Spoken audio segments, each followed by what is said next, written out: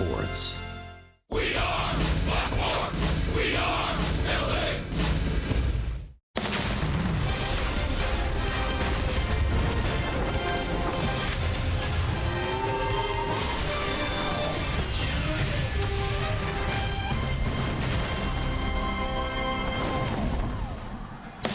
Hey, let's enjoy the off day yesterday and tonight here at the Big A. They kick off their longest homestand of the season. It is Star Wars night, and the division-leading Texas Rangers are in town to kick off a 3-game set. We welcome you inside the Big A and back to Angels Baseball on Fox Sports West along with the Yeti.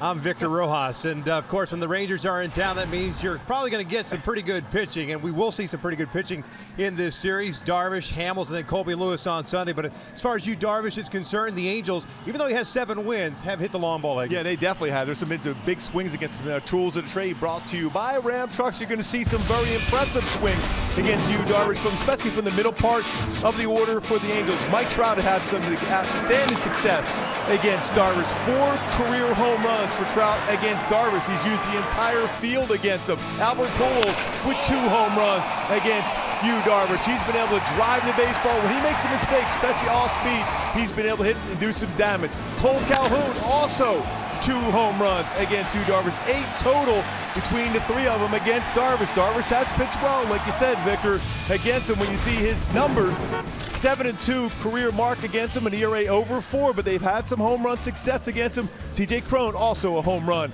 against you, Darvish. You're going to need the long ball against this very potent offense for the Texas Rangers. Because of the shoulder issues, Darvish making his first start against the Angels this year. He'll be opposed by Tyler Skaggs, coming off a couple of good starts. We're just about ready for baseball here in the Big A.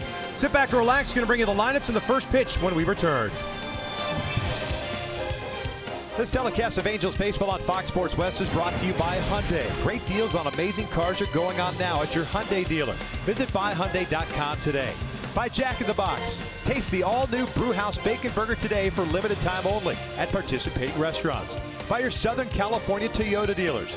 By Mercury Insurance, on a mission to save you money. Log on to mercuryinsurance.com to get a fast free quote and see how much you can save.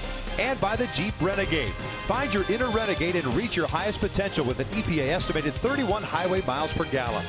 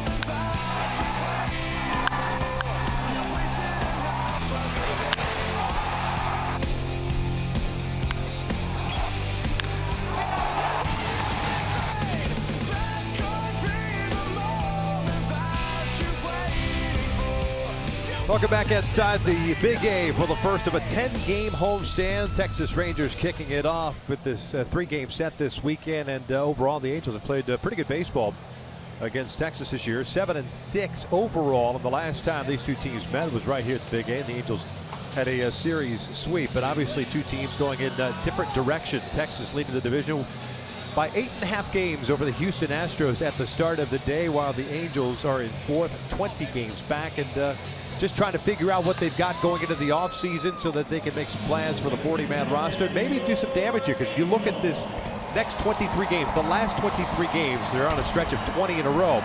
Besides the Oakland A's coming in on Monday, you've got teams that are all battling for something as far as the postseason. And at this point for the Angels, that's a great opportunity to knock someone out, because you're not going to get that chance to get to the postseason. You would love to prevent one of these teams, one of your rivals, from making it into the postseason. So yeah, you want to be focused. It's an opportunity for a number of pitchers here for the Angels to make a good impression. The offense has been very good, but especially here tonight with Tyler Skaggs, see if he can continue on, see if he can have back-to-back solid starts for Tyler Skaggs. Let's check out Jeff Annis's lineup for the Texas Rangers. At 83-58, they are playing their 142nd game, and it's Delino DeShields Jr. leading things off in left field.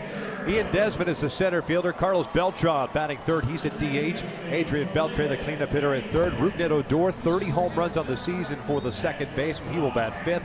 Jonathan Lucroy, the catcher. Mitch Moreland at first base. Carlos Gomez in right field, and Elvis Andrews batting ninth and playing shortstop. Taking on Tyler Skaggs. He's making his 9th start of the season. 3-3 with a 4.71, but he is coming off a couple of good starts. Yeah, 12 innings pitched, 13 strikeouts. His 3 earned runs allowed the last 2 starts for Tyler Skaggs. My go-tos for Skaggs to be successful tonight: no free passes, don't walk any of these very dangerous hitters, make them swing at your pitch, and continue to use changeup. I think the last couple of starts, his changeup has been very effective, even with the conversations I've had with him of late. Changeup, very important for him. Taking a look at the defense for the Angels tonight. Jeffrey Marte gets the start at left. Mike Trout at center. Cole Calhoun at right. The infield welcomes back Yunel Escobar at third base. Anderson Simmons at short. Cliff Pennington and C.J. Cron at second and first, respectively. And Jeff Bandy behind the plate. Mike Trout out in center field, 7 outfield assists this season. That's tied for third amongst AL center fielders. It's also tied a career high he set last year, so his next outfield assist will be a career high for Mike Trout. Halos returned home, and they've played good baseball, much better baseball, I should say, at home. They're a game under 500 now at 32-33. They did not finish the road trip the way they would have liked after taking 2 of 3 from Seattle and then winning the opening game against Oakland on Monday, Labor Day. They dropped the final 2, but they had the off day yesterday to kind of regroup and decompress, and now start this stretch of 20 consecutive games until their next off day. DeShields ready to lead things off. The left fielder hitting .226 on the season. First one tonight, in there for a strike. Jerry Meals calling the balls and strikes tonight. Mike Winters, the crew chief, at first. Ron Kolpa at second. And Chris Conroy is umpiring at third. That is the crew for this weekend series. Ball and a strike. DeShields going to his old school stirrups. Yeah, actual stirrups. Yes. Those aren't painted on, right? No, they're the real deal. Real deal Holyfield. Very good speed. Escobar playing in at third, guarding against a bunt. He'll cut through this one. It's 1-2. Pretty good idea of the velocity on the fastball for Skaggs, which is so important to see from his first pitch, like we'll see here early in the game, to what he's been able to maintain all the way to his last pitch of the game.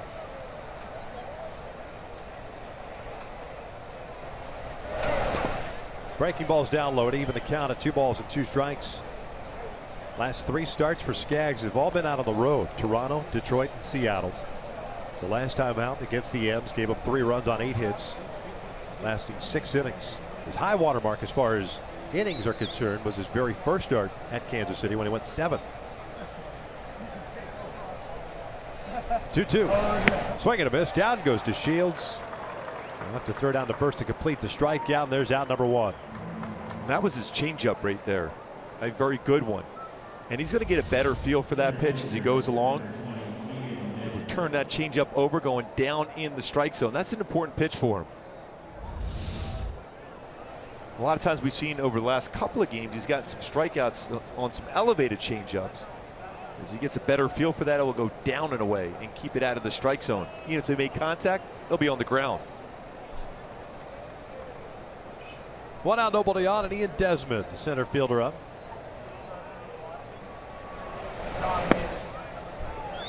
Just missed inside. Desmond's having a fantastic first season with Texas, signing a 1-year deal. 291, 22 home runs, 82 runs batted in.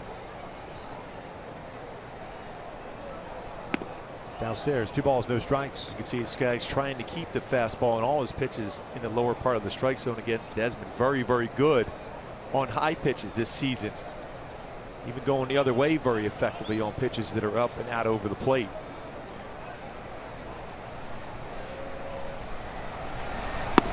Two and 1. Desmond scored his 100th run last night in Seattle. First time he's ever done that in his career. First Ranger to get to 100 runs since 2012, which is hard to believe considering some of the offense that they've put up since then. When you think about all the moves the Rangers have made, especially even during the season with Lucroy and Beltran, I think this move right here during the offseason, just before spring training coming around, Desmond, what a pickup that was. And an unknown. Yes. I mean, from the fact that you're moving him from shortstop to the outfield. 3-1 pitch, taps it foul. Full count. The experiment started in left field. DeShields was the opening day center fielder. They realized that it might be a better option to have Desmond out at center, and he's transitioned nicely.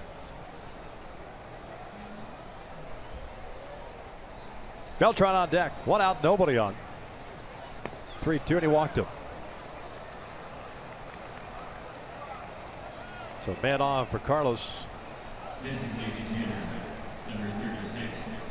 Skaggs has been able to bounce back after that 5-walk performance he had 3 starts ago at Toronto. Just 1 walk, 7 strikeouts against Seattle his last go around. Texas, of course, will run 5th in the American League with 82 stolen bases. Desmond has 20.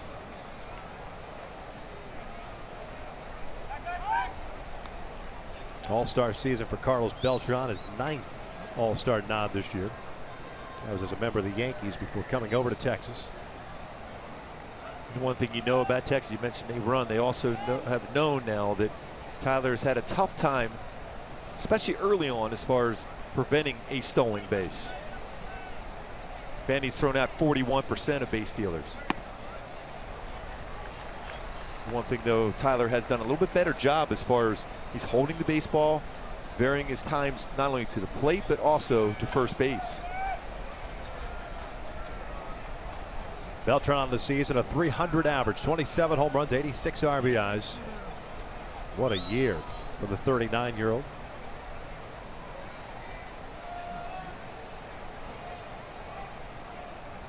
That is lined out to left field. Marte comes in, slams on the brakes, gloves it for out number 2. Almost looked like he slipped a little bit too as he was trying to throw the brakes on. That baseball was squared up very well. Carlos Beltran was upper part of the strike zone. Marte, again, hasn't played left field a whole lot. A little bit different read, especially when the baseball's hit right at you as an outfielder. So he runs in, then had to put on the brakes. A little bit of a slip, but still recovered to catch that line drive out. 2 outs, Desmond at first base, and Adrian Beltre up.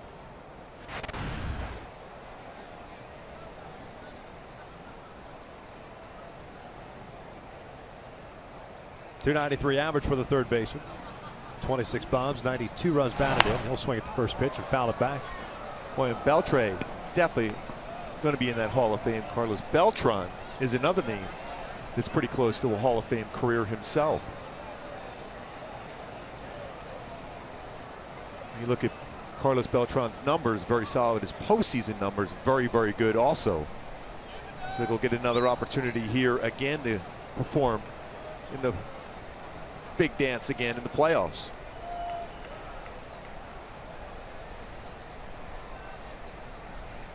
This one's pulled through the left side. It's a base hit. Desmond will advance to second, and Texas here in the first inning has a couple of men on with 2 outs. Brugnet Odor coming up.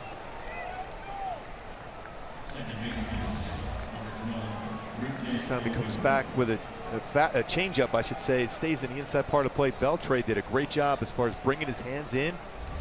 Able to get the barrel of the bat on a changeup, especially after dealing with a fastball that pitched before.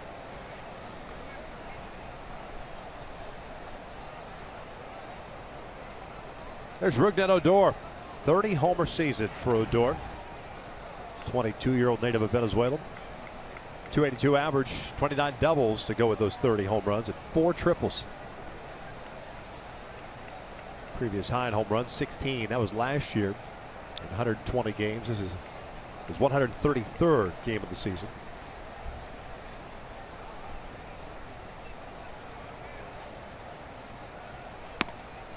He'll take outside. That's a pretty good pitch. Fastball with late movement. 63 extra base hits this season for Odor.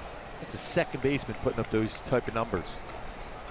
And one thing you have to be concerned with if you're Tyler Skaggs, you got to make sure your pitches are down. He is extremely quick on anything upper part of the strike zone.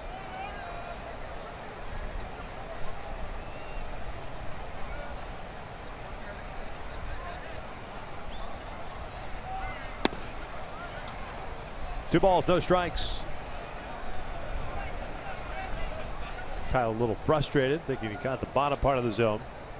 It's a Texas team that will score runs. Do it with the long ball as well. Fourth in the American League in home runs with 189. They are third in runs, fourth in slugging. There's a team hitting .282 with men in scoring position. They have one in Desmond at second. Beltre, the trail runner, at first. The chase. It's 2-1. Good break a ball there on a 2-0 count. Very good fastball hitter. 2015 American League Manager of the Year, Jeff Bannister. It's a team that has dominated at home, 47-22 at Globe Life Park. Even 500 out on the road at 36-36. They've lost 6 of the last 8 out on the road. 2-1. 3 balls and a strike. Now, when you look at this, when this Texas club was successful getting the back-to-back World Series, they dominated at home and played extremely well within the AL West, and that's what Jeff Bannister's club has done this season. 38-23 versus the AL West. And they've done well against good teams. 58-30 against teams that are 500 or better this year.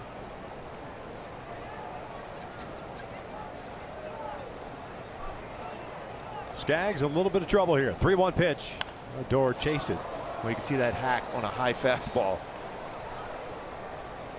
He is very quick as far as bringing his hands up and making solid contact on an elevated pitch. You would think now, perfect time to drop that big curveball, and especially after you've elevated a fastball, got away with it, started in that same plane and dropped the breaking ball below the knees and down and away.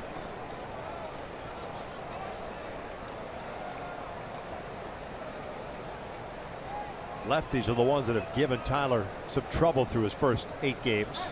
Time called by Bandy. With a 3-2 count and 2 outs here in the first, base runners are going to take off. Desmond from second and Beltre from first. A 1-out walk to Ian Desmond, a 2-out single to Beltre, putting a couple of men on.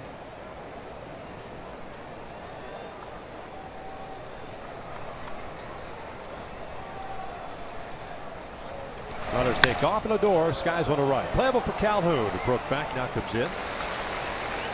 Skaggs gets out of it. We'll head to the bottom of the first with Escobar, Calhoun, and Trout coming up. No score.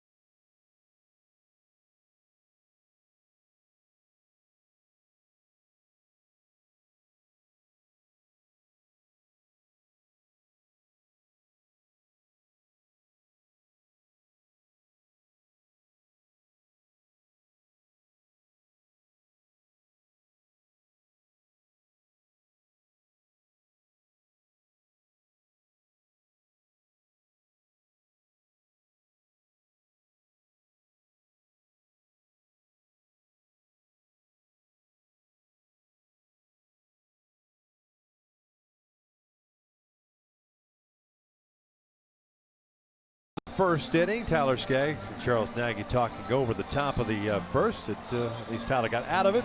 Here's Mike Scioscia's lineup for game number 140 for the Halos at 62 and 77. Yunel Escobar back in the lineup. He's at third base. Cole Calhoun in right, Trout at center. Albert Pujols at DH. C.J. Cron at first. Jeffrey Marte at left. Andrelton Simmons the shortstop. Chip Bandy behind the plate. And tonight it's Cliff Pennington batting ninth, playing second.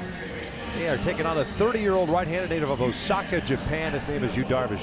And Yu Darvish fastball. He's thrown a lot more this year. 91, 96 slider, cut fastball, curveball, changeup, and split. But my go-tos to be successful against Darvish: aggressive early. That means aggressive early in the game before he settles in, and especially early in some counts. And power in the middle. We talked about the home run power. Middle part of the lineup has had against him 9 home runs overall in career when you add in C.J. Cron's 1 home run against Darvish.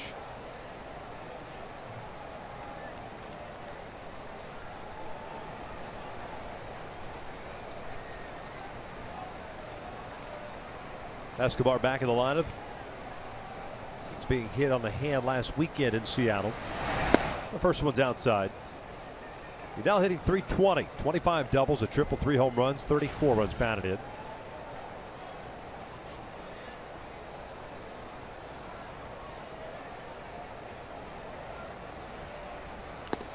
Two and 0. Darvish lasting a season low 4 innings in his last start. Now as it gets Houston at home. Took the loss, gave up 5 runs on 7 hits. 80 pitches in those 4 innings.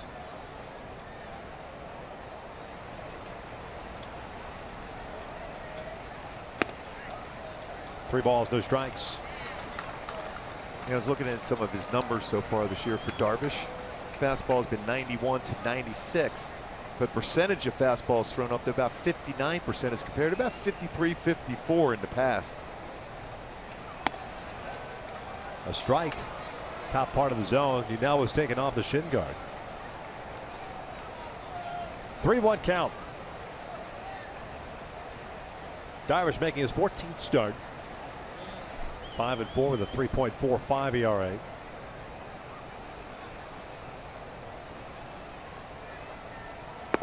And there's a walk. First batter reaches via the base on balls, and Cole Calhoun will step up. By Hyundai key for this game. Be a little Coldplay. I know you like Coldplay, Victor. Him for the weekend. And right now, when you think about what the Angels are going to have to be successful this entire weekend, especially here starting here tonight, is scoring some runs early to take some pressure off the pitching staff, especially with that offense that Texas will throw at you.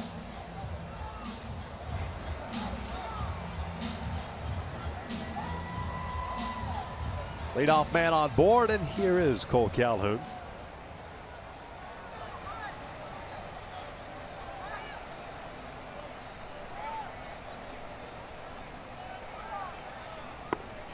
Takes upstairs for ball 1.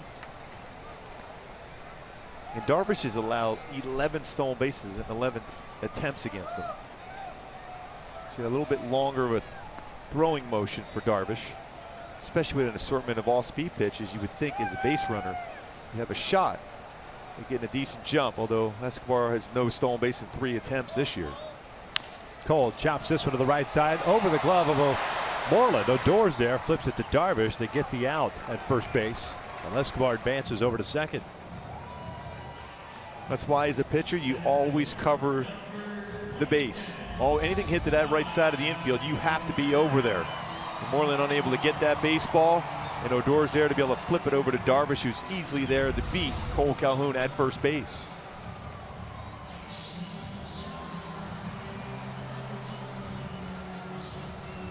So Trout will come to the plate. 1 out, the man in scoring position. .323 average, 27 home runs, 88 RBIs for the Angels center fielder. Also with 30 doubles and 4 triples.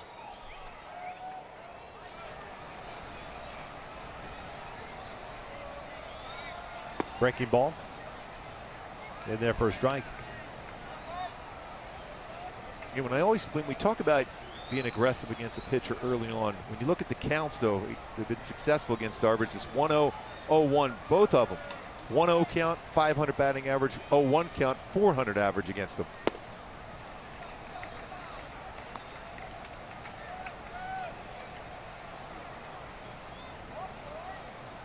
Trout's .323 batting average, good for third in the American League.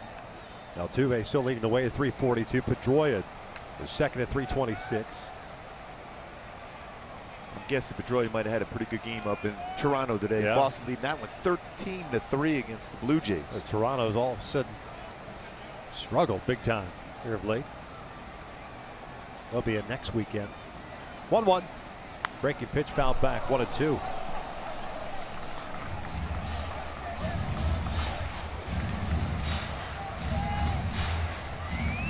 When you look at the numbers for Trout, power numbers against Darvish, 4 home runs, 6 RBI, 294 batting average, because Trout has been so good throughout his career, even this season alone. Very good against off-speed and breaking balls, and Darvish throws quite a few of those. Pujols on deck. Here's the 1-2. That's a fastball right down Broadway. Trout goes down, looking 2 outs. Yeah, he was looking off-speed there for Trout. Got a fastball into his zone, in which he does damage. Again, Darvish, more fastballs this season. That at 96. Paints the outside corner. Framed well by Lucroy behind the plate. I think that's more of a product of the injuries that he's sustained over the last couple of seasons. The elbow and then the shoulder this year. Less pressure, I think, for him when he throws more fastballs. And he's got a good fastball. He's always had a good fastball. But he's going away with a lot more split finger fastballs in the past. If you're throwing 96 and you can paint like that, why would you not throw more fastballs? So Escobar still at second base, 2 outs down. Here's Albert. 3 infielders on the left side with Pujols up. Albert 7 for 26 in his career against Darvish with a couple of home runs. There's his overall numbers. He's just gotten better and better as the season has progressed. Breaking ball blocked by Lucroy. Nicely done. 1 ball, no strikes. Albert at 297 in July, 272 in August. He's hitting a robust .455 so far through 5 games. The month of September. 10 for 22 with 3 home runs and 7 runs batted in. Breaking pitch caught the inside corner. It's a count at 1-1. Albert still at 589 career home runs. He's 9th all time. 11 shy of 600. Next up on the list is Sammy Sosa at 609. He hit his 600th as a member of the Rangers against his former team, the Chicago Cubs. 1-1. Just low. See that good life he has. He has real good balance over the pitching rubber, Darvish.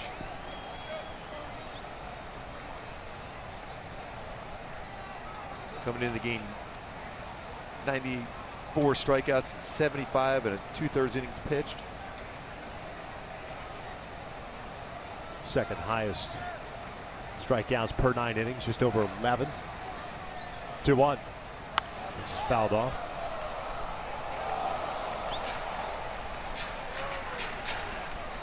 Right back to this balance he has over the pitching rubber.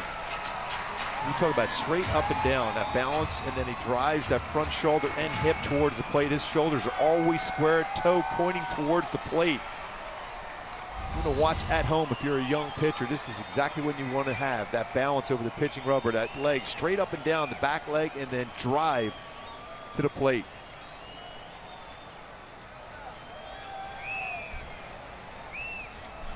Two-two to Albert. Breaking ball got him. Couple of strikeouts for Darvish. The Angels leave a man in scoring position. We'll head to the second with no score.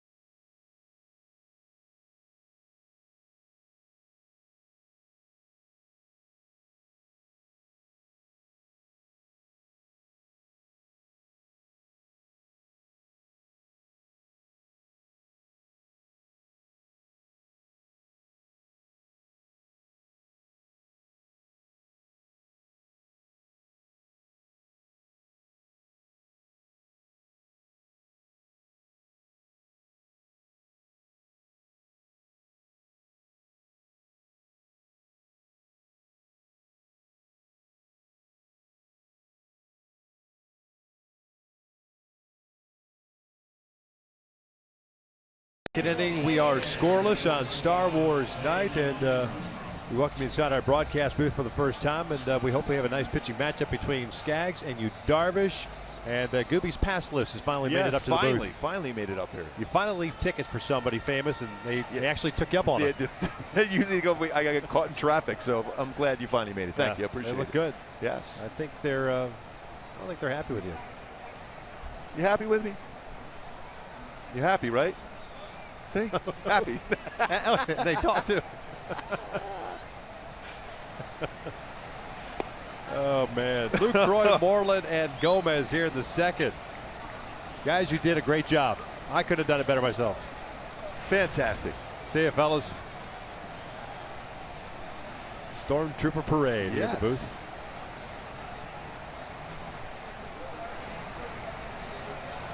I should give them a souvenir on the way out. Yes. Lucroy gets jammed, fouls it off. No balls, 2 strikes.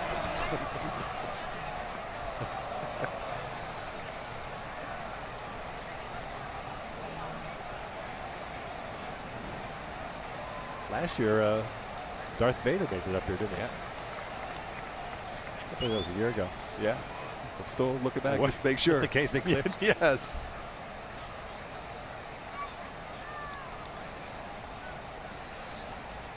Oh, 2.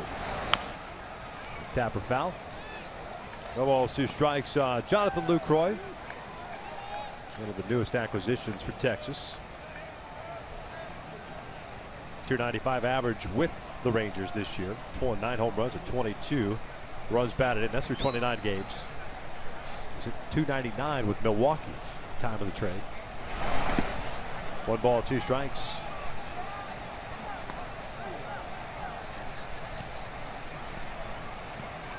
Well, it's clear also when we talk about the adjustment using that changeup more for Tyler. He's also aware of the fact when he's gotten ahead 0-2, he's making sure the hitters are swinging at his pitch and not making mistakes on 0-2 counts. Early on, it was hurting him. He's made a pretty good adjustment on that of late.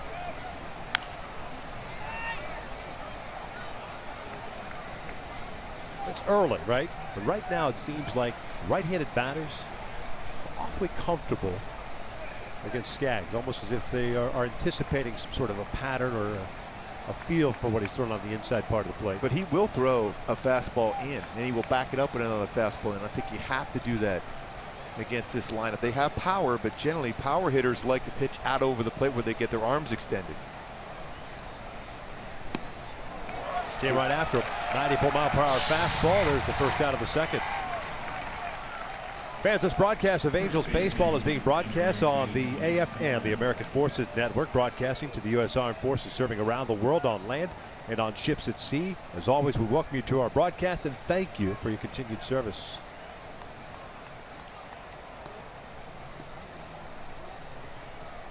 This weekend, the 15th anniversary of 9/11, occurring on Sunday.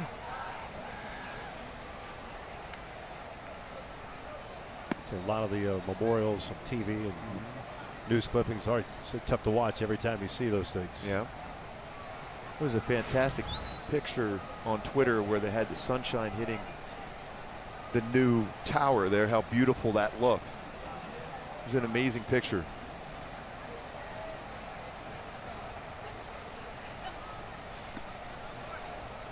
Two balls, no strikes on Mitch Moreland, the first baseman. 246, but 22 home runs and 58 runs batted in. Also 19 doubles.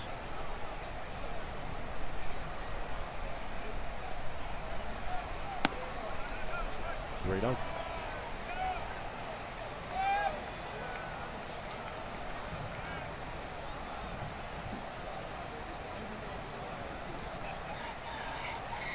Mentioned the struggles he's had against lefties.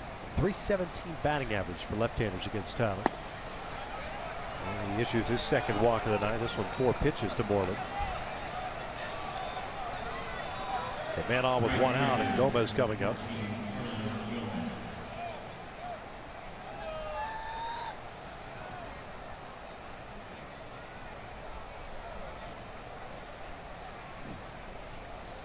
Carlos Gomez, the former Astro, former Brewer. .213 average on the season with 7 home runs, 38 RBIs, 16 stolen bases. Always very aggressive on the first pitch, especially if it's a fastball.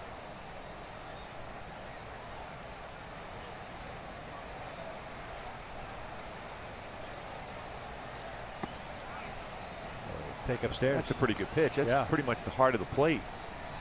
He's not going to call the bottom part of the zone. You figure the top part would get called. And you can see in our Fox tracks exactly where this is located. This is right in the middle of the plate. Upper part of the strike zone.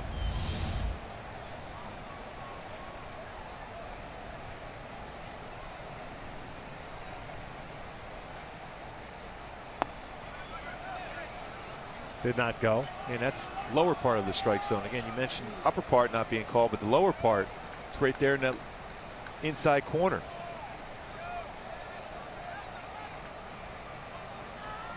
It's a 4th 2-0 count in the game for Tyler.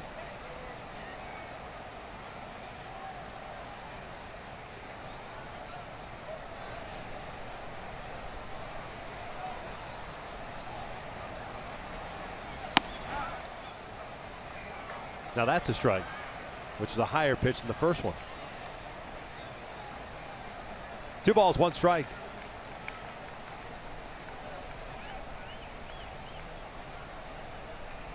Moreland over at first, a 1-out walk. 2 walks to the game already for Tyler, 2 strikeouts.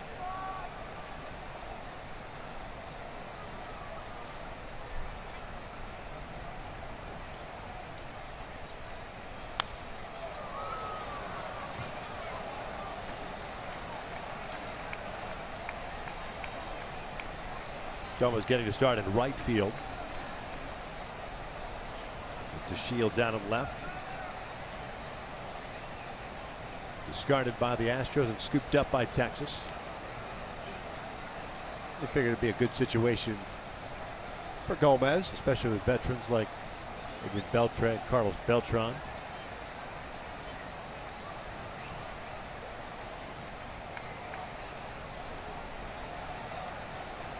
Two.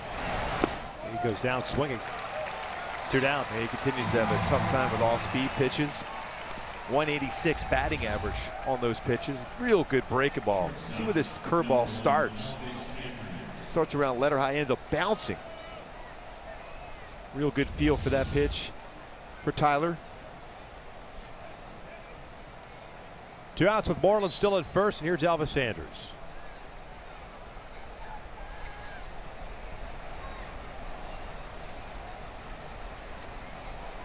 Very quiet yet stellar season for Andrus. 295, 27 doubles, 6 triples, 5 home runs, 60 runs batted in.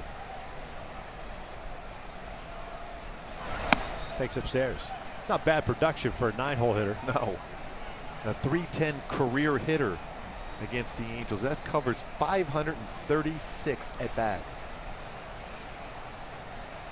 He's quick in early and then looks away late. He's a guy that's batted primarily in the bottom 3rd of the order, mostly in the 7th spot this year.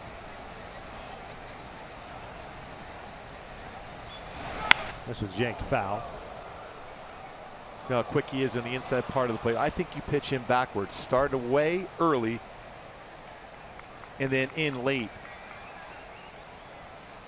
Because he's very good as far as when he has a couple strikes on him, he hits the ball pretty well to right field. Now, if you bring Cole Calhoun in to take away that flare in the right field with 2 strikes on, you can stay away, but you can definitely throw the fastball in late. Over the last couple of years, they've gotten Cole to play in on guys like Andrus. Cole's a guy that prefers to play a little bit deeper.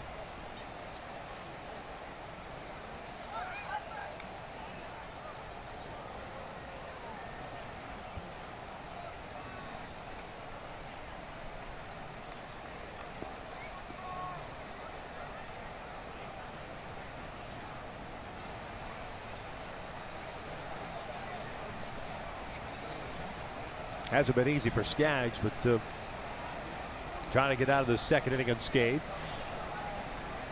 Did so in the 1st. The fly ball right off the bat of Odor. That's a little bit high.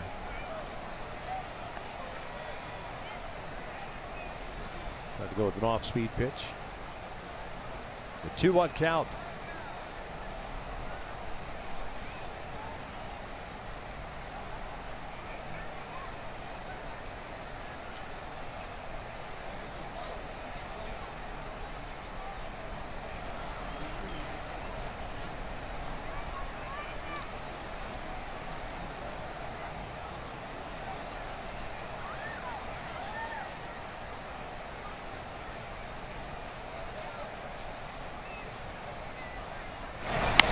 This one's popped up.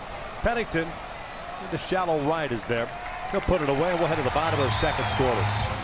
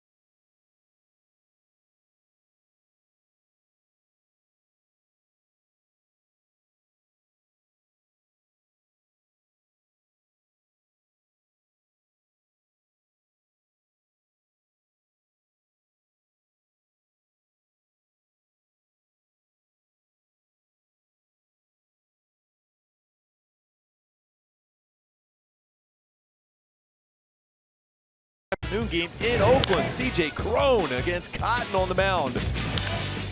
Line drive over the center field wall. 16th home run of the season. Ivor almost brought that one back. C.J. Cron does have a career home run against Darvish and a home run there on Wednesday in Oakland. Yeah, the only run the Angels got on the board against Jarrell Cotton. His major league debut. Slow breaking ball for the first pitch, misses upstairs. Cron, Marte, and Simmons against Darvish, who walked the first man he faced in the first, but then retired the next three. .286 average for CJ, 16 home runs, 62 RBIs.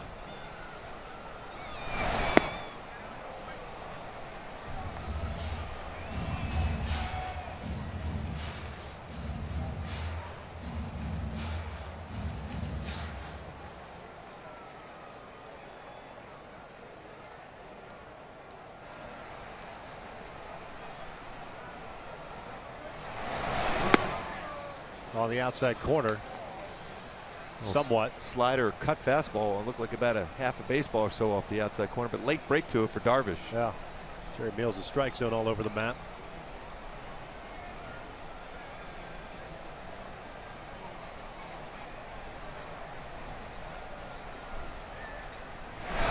Watch out.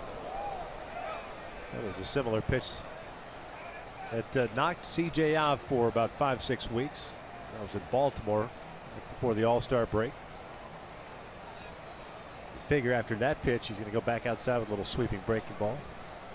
That's the one he got Albert to swing and miss on to end the first.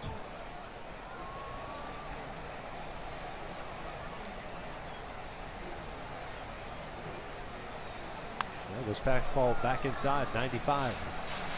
That one by design was supposed to be a fastball away, but had late move and action in. See him trying to make that adjustment as far as his arm angle to make sure he stays on top. As far as the elbow, when you drop just slightly with your fastball, you'll have that run action as a right-handed pitcher in against a right-handed batter, but you stay on top, on that glove side fastball for him. That's when you have to stay on top to make sure you hit the outside corner. Breaking pitch, and Crone goes down swinging. That's 3 consecutive strikeouts for Darvish. 1 out. Now here's tonight's cold hard facts, which are brought to you by Clean, Crisp, Coors Light. The Angels 32-33 at home this season. Only had 1 losing record at home in the last 14 years. That was back in 2013 when the Angels went 39-42 under Mike Scioscia. A chance to get to 500 here tonight. Not an easy task the way Darvish is throwing the ball so far, but Tyler Skaggs throwing it well too. Marte fouls one off the knee of Lucroy. 0-1 count.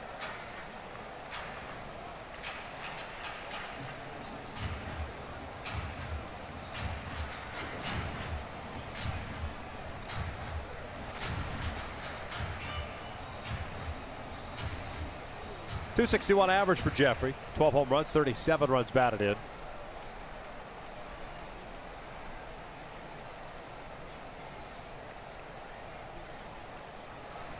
Batted in the cleanup spot on Wednesday, went 0 for 3. Breaking pitch, chopped to short. 2 down.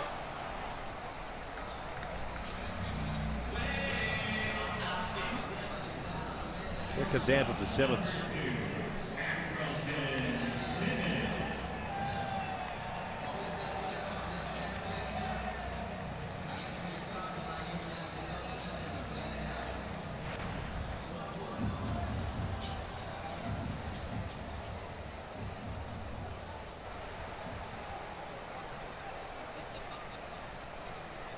Anderson's batting average up to .283 now.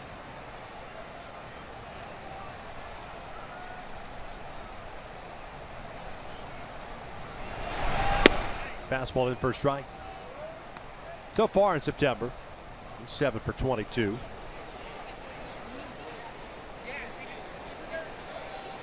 And the incredible month of July in which he hit .375. Hasn't skipped a beat on the defensive side.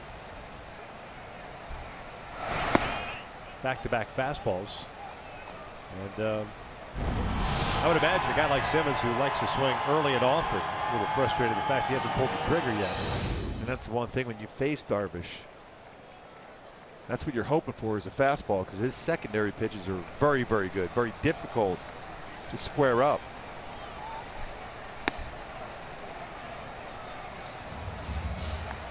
Maybe the first time all year that Simmons has seen 3 straight fastballs, or has gotten to the point to see 3 straight fastballs. Yes. It's already, there's some action by the third pitch almost every single at bat for Simmons. Guaranteed. And he's hit the ball. He's very difficult to strike out. He's putting the ball in play.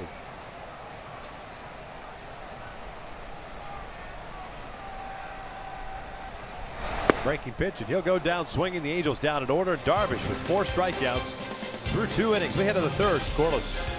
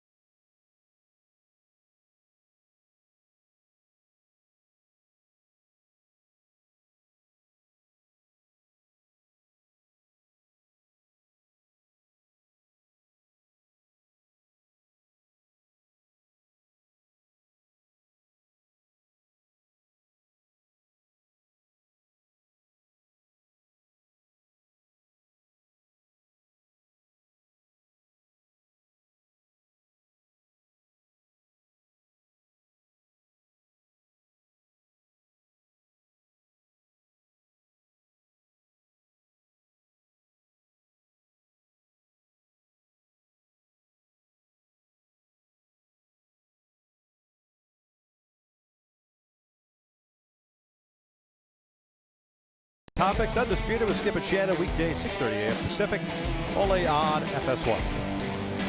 Top of the third with no score. Skaggs against Darvish. Darvish 4 strikeouts, 1 walk. Skaggs 3 strikeouts and 2 walks. He will face the top of the order here at Shields, Desmond, and Beltran. With the Shields at the plate with his speed, you got to be aware of either a drag bunt or a push bunt.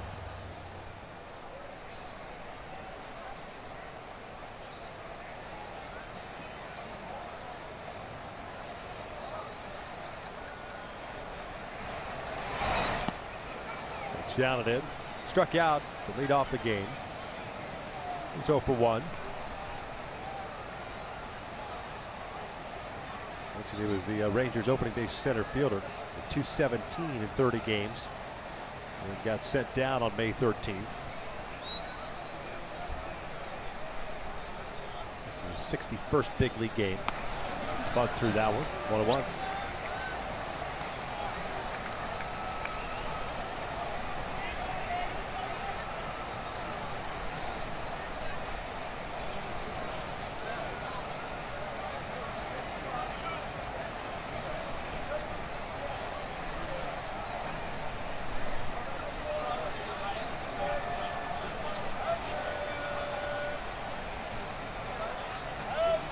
Here's the 1-1. Lifts it on the third base side. Might have a play on it. Simmons and Escobar next. That was a good pitch, very effective pitch for Skaggs. That's that fastball inside. It's a right-handed batter. Not only is it good against the Shields, but also the guys either in the on-deck circle or in on the bench. Runs that fastball in, tried to bring his hands in. Ends up popping it up foul.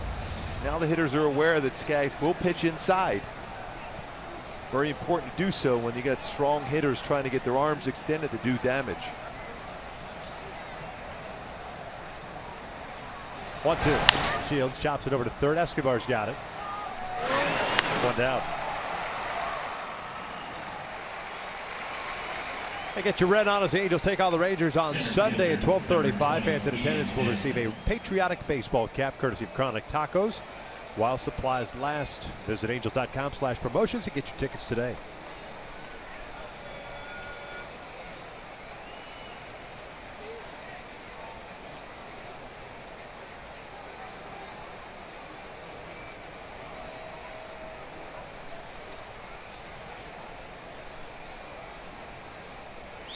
Ian Desmond worked the walk in the first. He'll swing at the first pitch, shoot it down the line. That'll slice foul. He was looking and guessing first pitch fastball. He's very good on high pitches. Desmond got that fastball up. It's a little bit late. 92-mile-an-hour fastball. 392 batting average on high pitches this season for Desmond. 0-2. All-star this year for the second time in his career. And you see those numbers on those high pitches, especially middle up and up and away, even up and in, but still pretty solid. 314 middle, 413. A very dangerous hitter on pitches upstairs. And been very good as far as hitting the ball the other way. That's why you see those numbers on up and away so effective for him.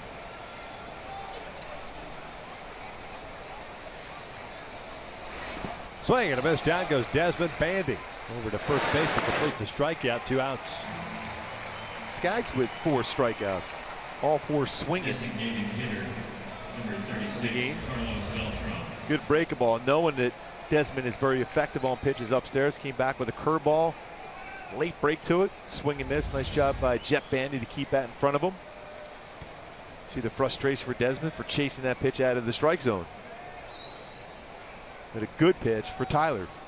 Tyler retiring the Expos connection at the top of the order for the first 2 outs here in the third. Shields' dad, of course. Long-time infielder. Desmond actually drafted by them back in 04. Carlos Beltran 0 for 1. He lined out sharply to Jeffrey Martin left in the first. In the midst of an 11-game hitting streak. Season high for him. Behind in the count here at 0-2.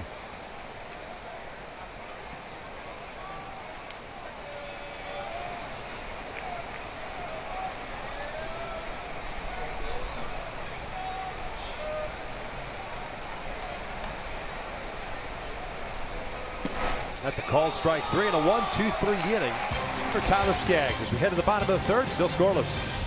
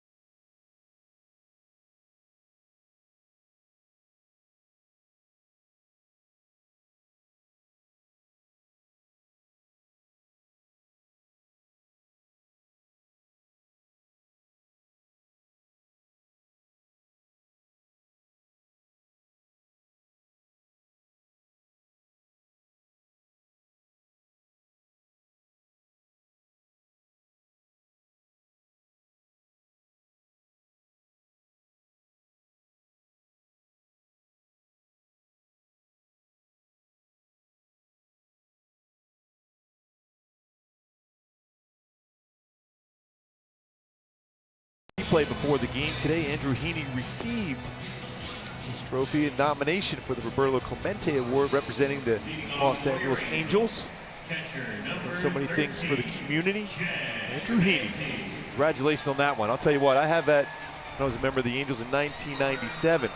Was the Angels nominee for the Roberto Clemente Award, and I still have that crystal they gave me in my house, in my office. I was honored to be the nominee for the Angels for the Roberto Clemente Award.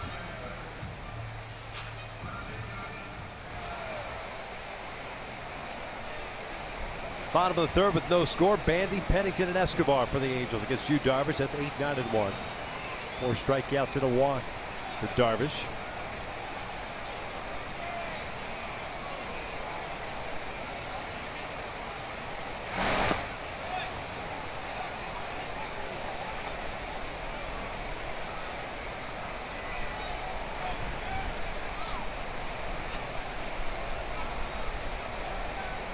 Bandy at 256, 8 home runs and 24 RBIs.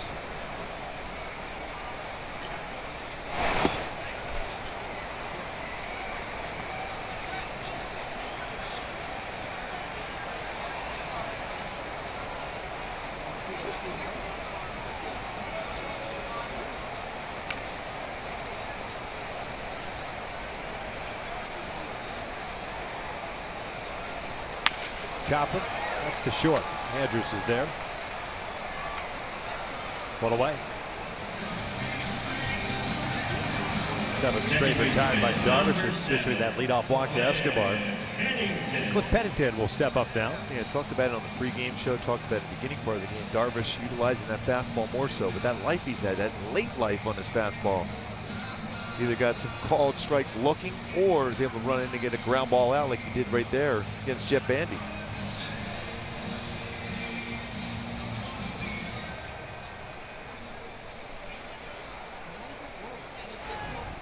Clip at 206.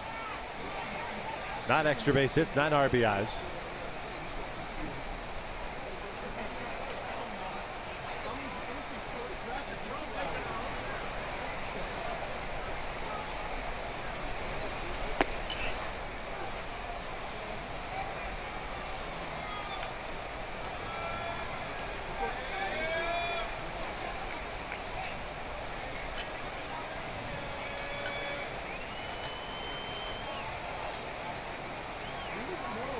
Oh, what?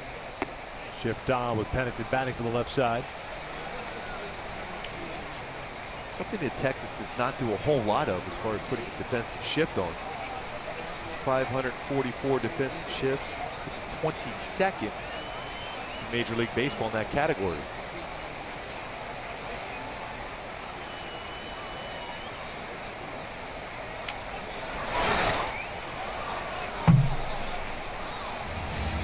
much bite on that breaking pitch. It's almost effortless.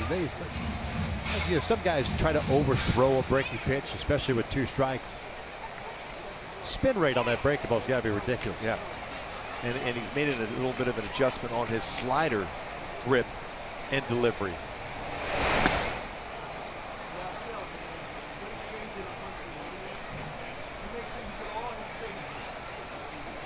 Two balls and 2 strikes. Darvish has made it look easy so far. 13th career start against the Angels now. His 8th here in this ballpark. He's pitched better here than he has at home in Texas.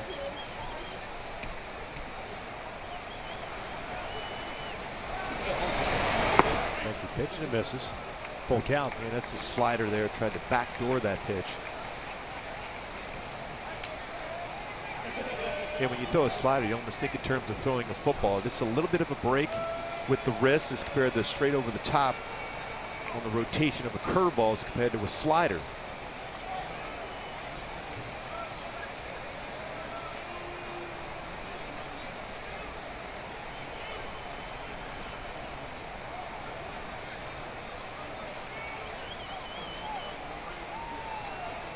Payoff on the way. Cliff takes a breaking ball for a strike. 2 down. Angel fans, tomorrow night marks the beginning of the Angels College Night promotion, as it will be Chattanooga University College night here at the Big A. Next Friday, September 16th, will be Cal State Fullerton night, and Saturday, September 17th, will be Long Beach State night. Ticket packages still available include a school color Angels branded hat, plus pregame festivities and a music garden prior to the game. Go to angels.com/promotions for details. Yeah, I saw those hats earlier today. They are really cool hats.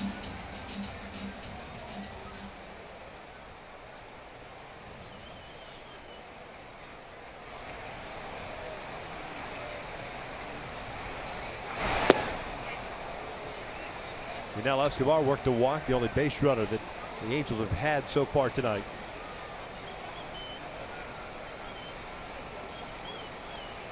There's 10 strikeouts combined between Darvish and Skaggs. We're in the 3rd. Flare back. No balls, 2 strikes.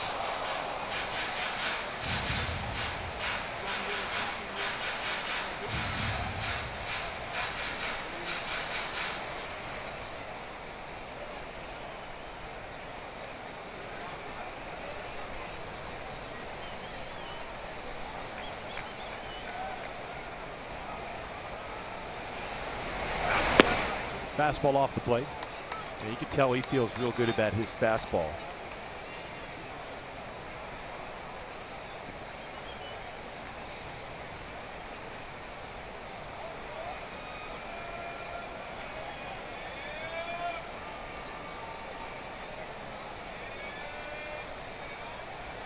One, 2 on the way.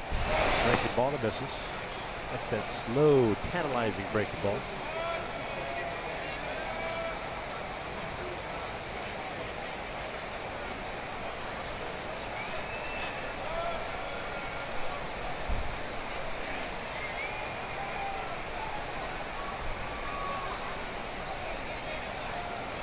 Two count.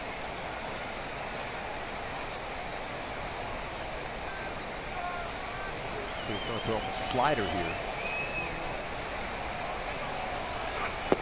And Escobar goes down swinging. So another 1-2-3 inning for Darvish. 3 complete. And we're scoreless.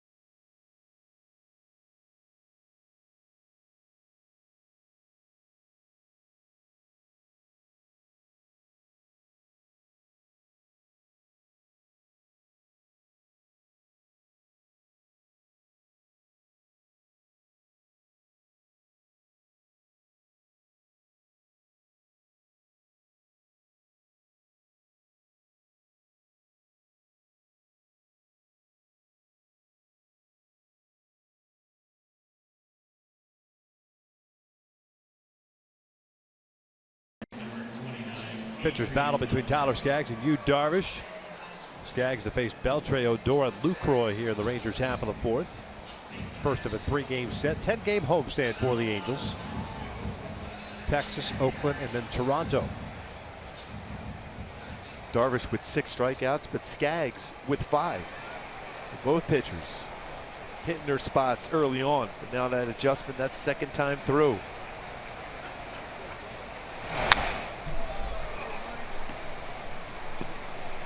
Tried to go fastball in there. That one was middle part of the plate was up.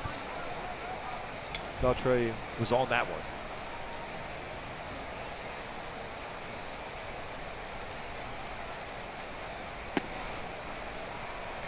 Broke a streak of 10 straight strikes thrown by Tyler Skaggs. That breaking ball just a little bit out of the strike zone. Finished off last inning with 9 straight strikes. First pitch to Beltre was a strike. 1 ball, 2 strikes.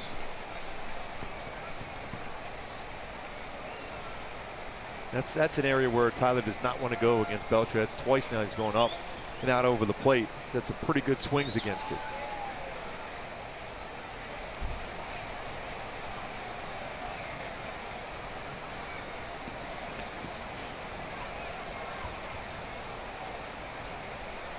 This is a time for Tyler when he starts to really get a better feel for his changeup. Run that changeup down and away.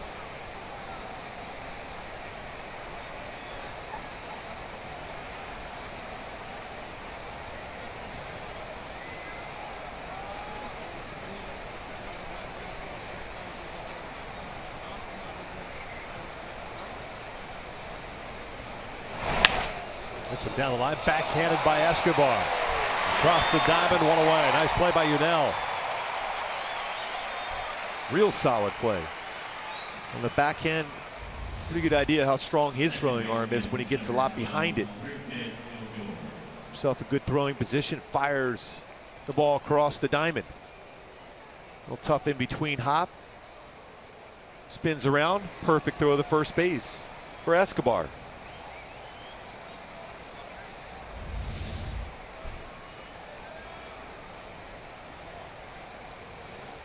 Beltre's done that a lot to a lot of people. Excellent fielding third baseman. Odor looked like he offered at it. No, certainly didn't. 1 ball, no strikes. 0 for 1 with a fly ball to right that ended the first inning. That was real close. See if he is able to bring the bat back at the last second. Well, yeah, I think that could have easily been called a strike. The bat was still crossing the plate. After the ball bounced behind him, that's when he brought the bat back.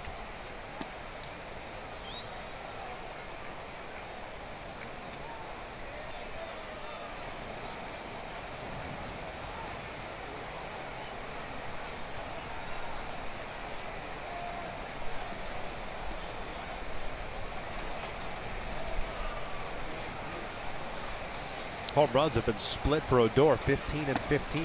That one's up and in. 3 balls and no strikes. It's home and road, of course. He will definitely be swinging 3-0. He gets a fastball.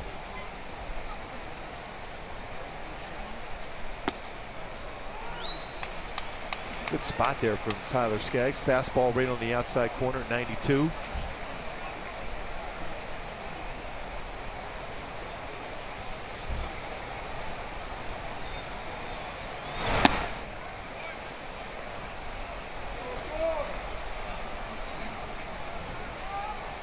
Hey, get your red on as the Angels take on the Blue Jays Friday, September 16th at 7:05. Fans in attendance will receive a commemorative Mickey Mouse replica statue while supplies last. Go to angels.com/promotions to get your tickets. Walk to Odor, the 3rd one issued by Tyler.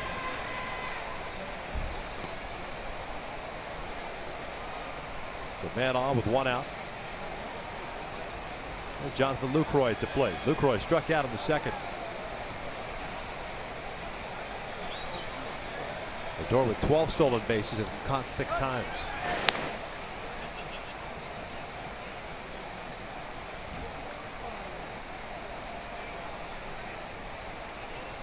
Lucroy has rolled into 15 combined double plays this year, so you might see Odor on the move. He's got a pretty good sized lead.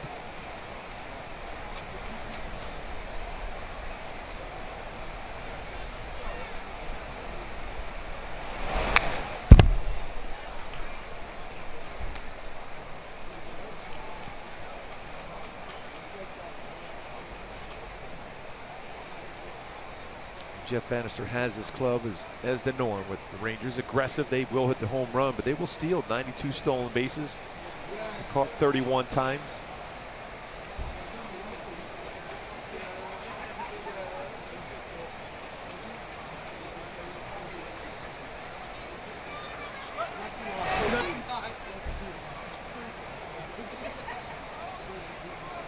Not much of a lead on that one for Odor.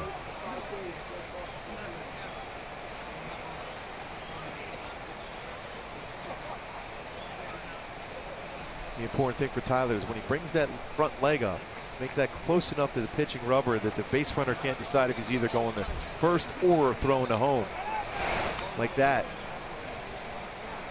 Pretty solid move there for Skaggs.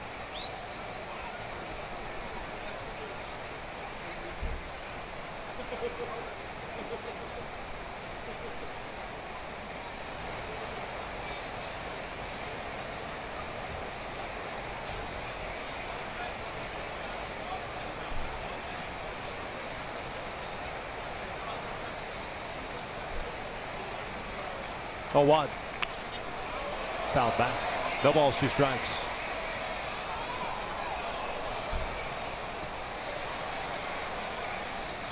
Got that fastball by him there in the inside part of the plate. Last time up, struck him out with a fastball.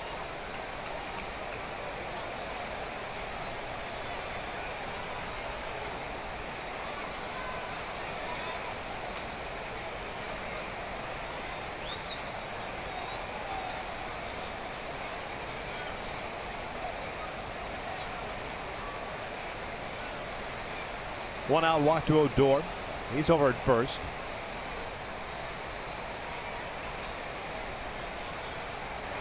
Breaky pitch, and down goes Lucroy for the second time tonight, 2 outs. Yeah, as a hitter, you remember exactly what pitch the pitcher got you out with last time. It was a fastball. He was looking, tracking fastball. Instead, Tyler, very good. Curveball down and in once again. Gets a swing and miss. He's had a tight late break on that curveball tonight. So man at first, 2 outs, and here's Moreland, who worked the walk in second.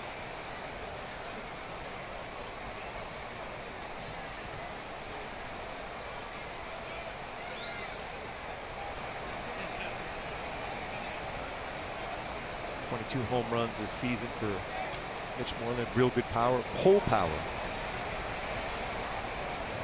Pennington out at shallow right field. Simmons on the second base side of the bag.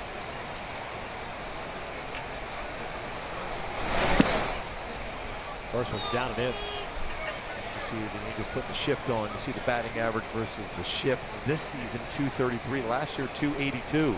There was a game in spring training this year where the Angels had all 4 infielders on the right side of the infield. And Pennington deep in the right field.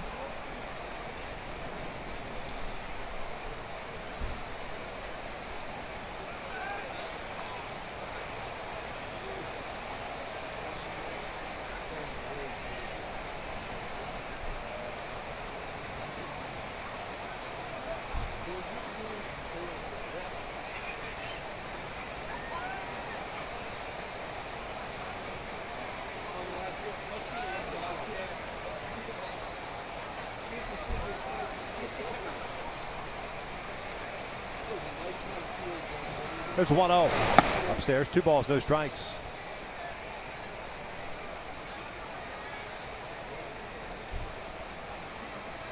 Quick conversation now with Jet Bandy, Tyler Skaggs. Interesting thing to see right here is where, in a way, Anderson Simmons has set up his body.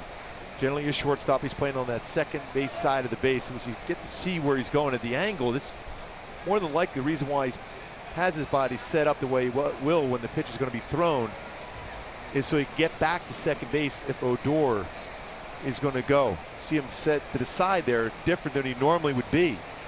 Moreland rips one out to right field, and that's going to get past Calhoun and go to the wall. Odor with good speed, heading toward third base, and he's going to be stopped there. It's a double for Moreland. And the Rangers have runners at second and third with 2 outs, and Gomez coming up. Second hit allowed by Skaggs. Hit very well by Moreland. Fastball in the inner part of the plate. Bandy was setting up away, brought his hands in and lines that ball to right field. And Odor trying to pick up Spike Owens as he gets around second base on his way to third right away. Stops him because it was played very, very well by Cole Calhoun in right field to get it in quickly to Cliff Pennington.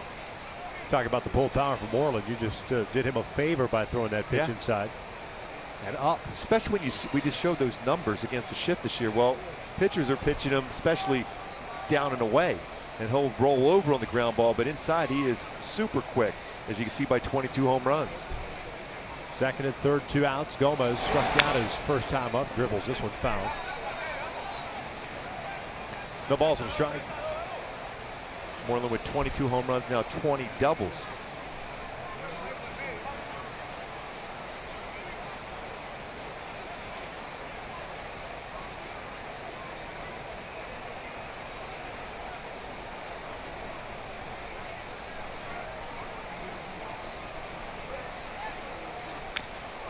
No balls, 2 strikes.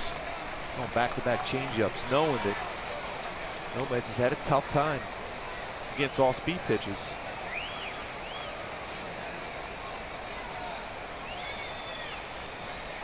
Got him to chase a breaking ball in the dirt. Blasted back.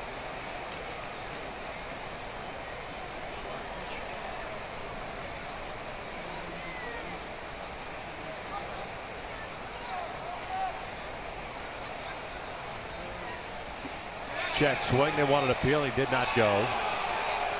Pretty much everybody in the Angels dugout can't believe it. Good breaking ball from Skaggs, and it's 1-2. Yeah, that's frustrated, that look there for Mike Scioscia. It looked like from our angle here that Gomez did cross the plate, foot down, the swing. No question that he swing the bat. Good, broken his wrist. Are you kidding me? Mike Winters, the crew chief, making the call at first, or non-call.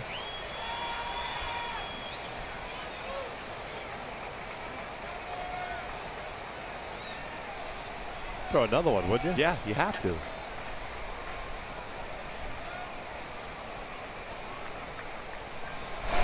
They go upstairs with a fastball instead, and Gomez goes down swinging. We head to the bottom of the fourth, still scoreless.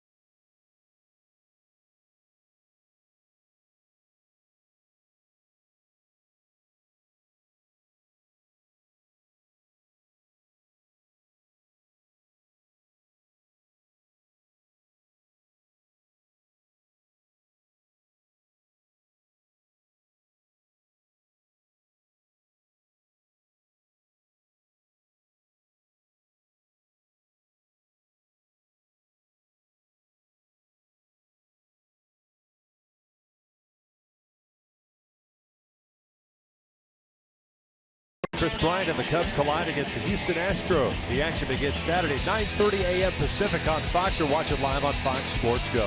Well, the Cubs picked up their 90th win today. 40 games over 500 for the Chicago Cubs.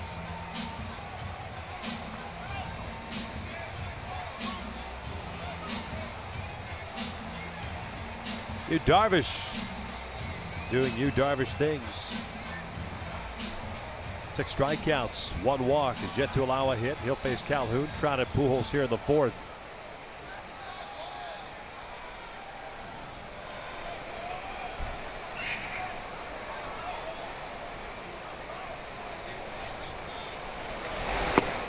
Cole grounded out his first time up. He's 0 for 1. The only base runner of the game, the very first batter, Yunel Escobar, drawing a walk.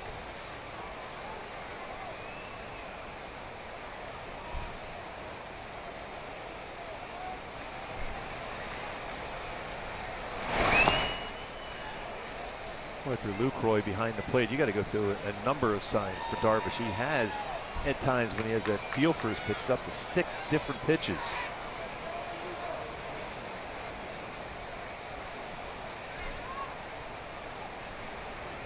No gyro ball, though, that we know of, like Daisuke Matsuzaki. No. Allegedly. He did a little different thing on that one as far as the off-speed pitch. That must be the cut fastball sign. He'll throw a cut fastball and a slider, curveball, changeup, split finger fastball to go along with his fastball.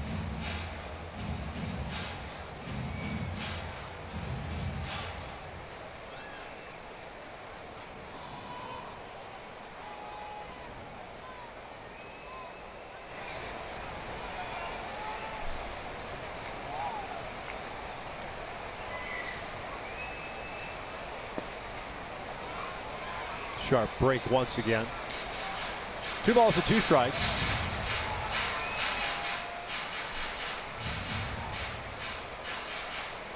Cole 3 for 9 against Darvish in his career.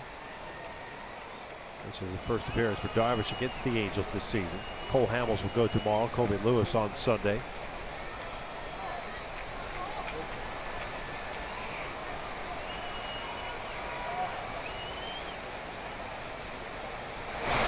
This is back toward the middle. It's a base hit. First hit allowed by Darvish with the shift on. Cole just shoots it back up the box. Yeah, pretty good piece of hitting by Cole. It's a 95-mile-an-hour fastball after dealing with fastball, a split finger fastball cutter, and then a slider, then a fastball away at 95. So baseball right back up the middle. It's a piece of hit by Cole Calhoun.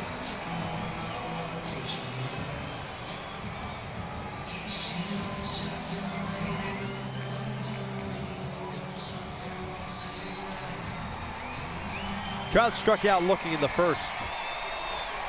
And 6 punch outs for Darvish. See his numbers in his career against Texas.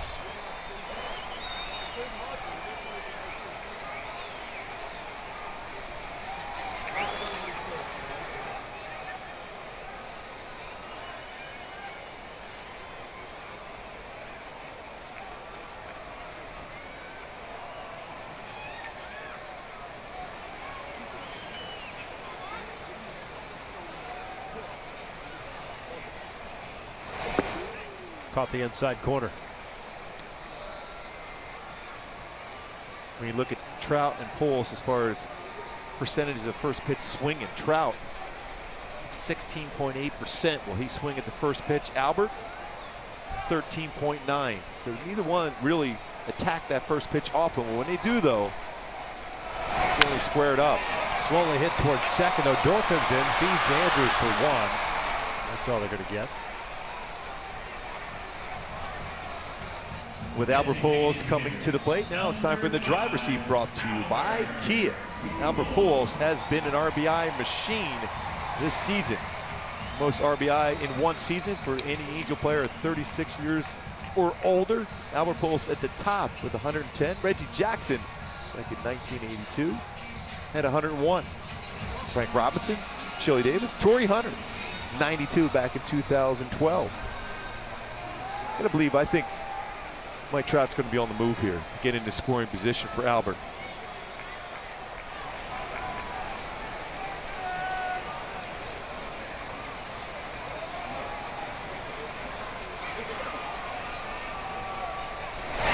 Albert takes a strike. Pujols struck out swinging in the first. John at 24 stolen bases. Been caught 5 times.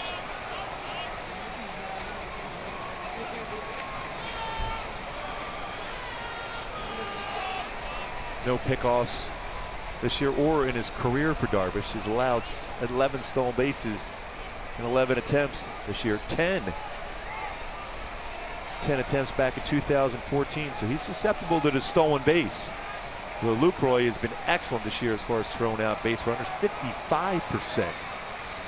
He's baseball in that category. Yeah, not as good with Texas, having just thrown out 3 of 16.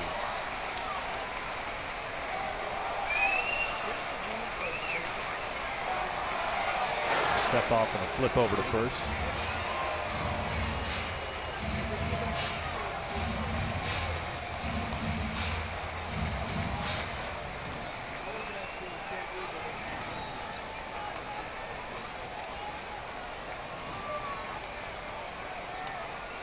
Trout reaching on the fielder's choice. 1 out. On the move. This one's fouled off. Albert chasing a pitch. It was off the plate.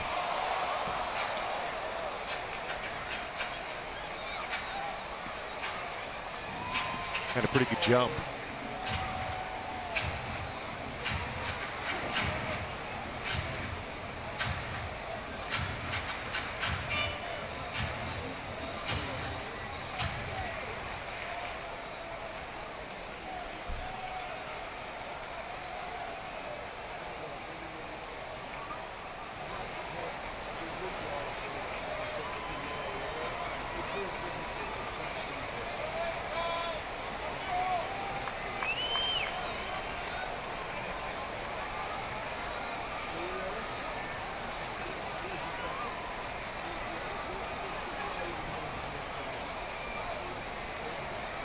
Oh, 2 pitch. Take the ball to the dirt, smothered by Lucroy.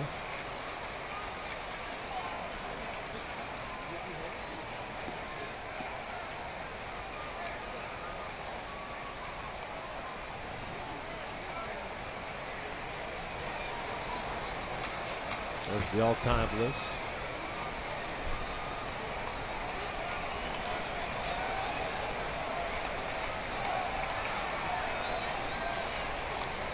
Number to 29 home runs.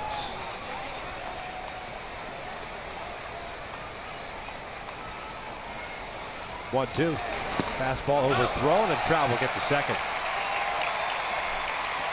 Wild pitch, putting a man in scoring position for the Angels. Second time that's occurred tonight. It's a fastball, overthrown fastball at 97 in the dirt. Lucroy tried to backhand that one, unable to do so.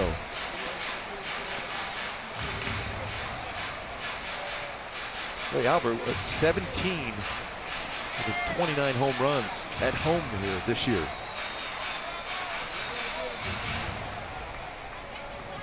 I'm trying to get to 30 home runs once again. He's had 13 30-plus home run seasons. Once he gets to 30, he will tie Barry Bonds for 14 seasons of 30 or more. Hank Aaron and Alex Rodriguez have had 15 of those type of seasons.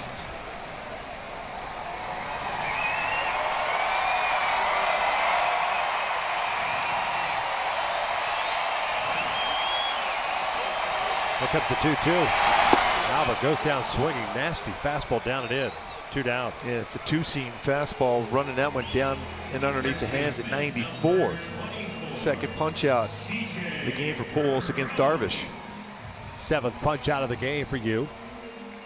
And C.J. Cron coming up.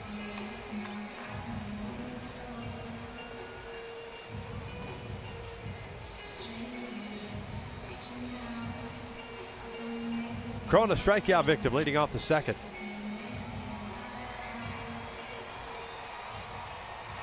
It's the 8th time in the game this year Albert has struck out twice. He's not struck out 3 times in the game this year.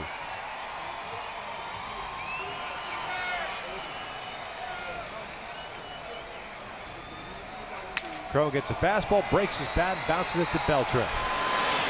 Angels will leave a man in scoring position. They do pick up their first hit, but still scoreless as we head to the 5th.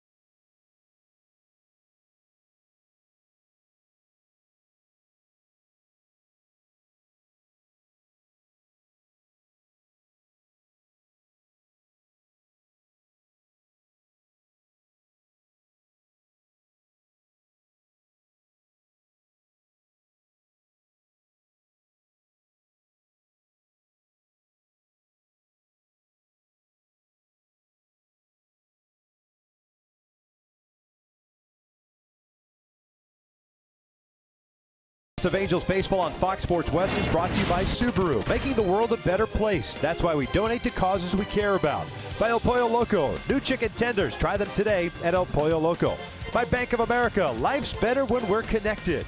And by the 3-row 2016 Mazda CX-9.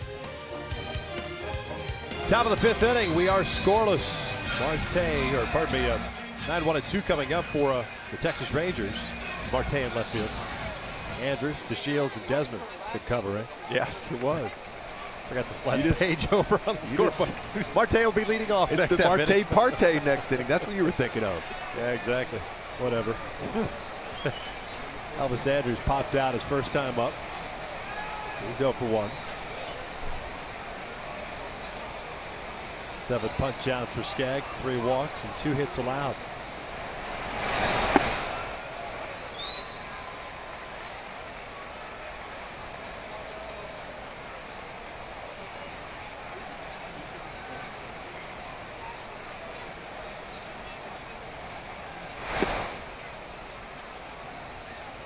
One ball, one strike.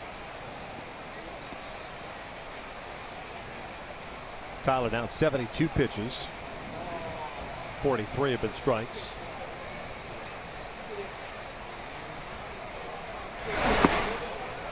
Two and one. Starting to pitch that fastball inside pretty effectively.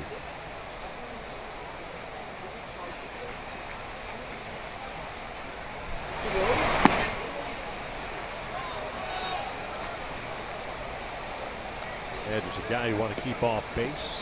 Speed. 21 stolen bases this year.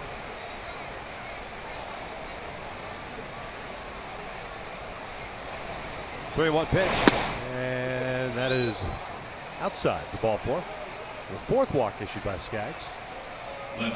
Lead-off man on board.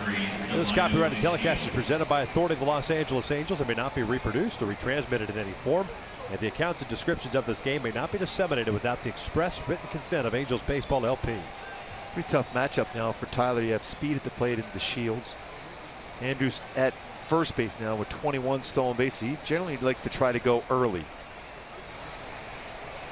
Be a time just to vary a couple different throws over the first base for Skaggs. 21 bags, but has been caught 8 times.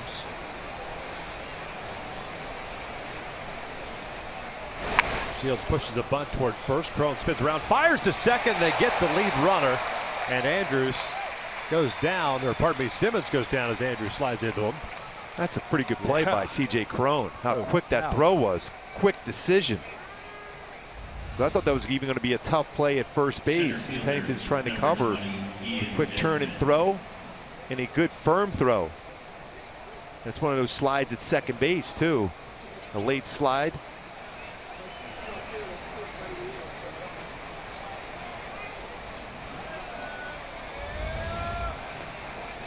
Good throw though from C.J. Crone. Fielder's choice to Shields at first with 1 out. Here's he at Desmond. Walked in the first, struck out in the 3rd.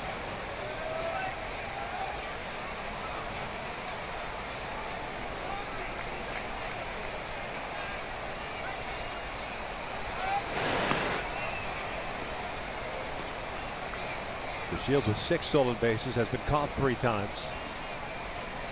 Looked like he was going. And every once in a while for Tyler, just step off the pitching rubber. You don't even have to throw over, just step off. Because they're going to go on first movement. Shields with 21 stolen bases at AAA. Looks like he's leaning a little bit. Doesn't go. Desmond's first one is inside.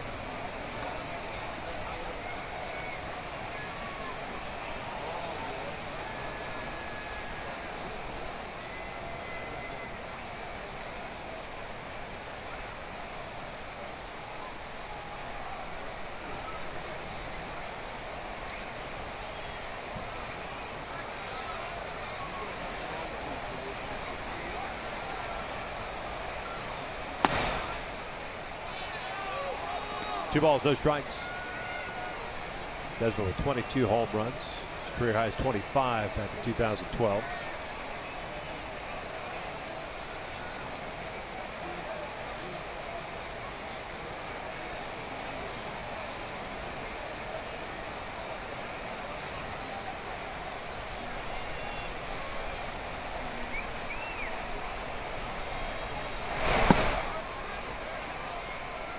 Good location on that fastball. And trying to stay in lower part of the strike zone against Desmond.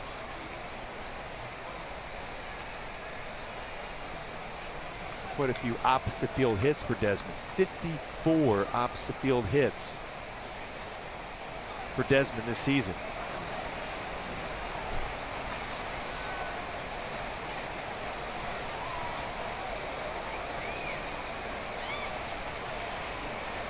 Two on. Missed it. 3-1 count. And there's the spray chart as far as the hits this season for Desmond. 41 to left, 67 to center, but 54 of them to right field. Remember, when he was with the Nationals, more known for a guy that would try to pull the ball a lot. He's really done a nice job as far as staying back and letting the baseball travel, and a lot of base hits the other way.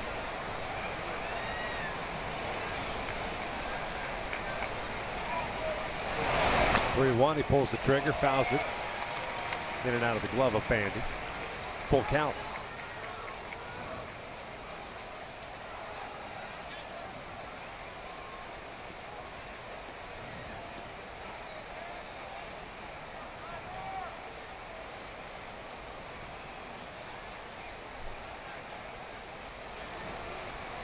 Astros tonight got shut out by the Cubs 2-0 in Houston. Seattle leading Oakland 2-0 in the bottom of the fifth. Here we're scoreless in the fifth.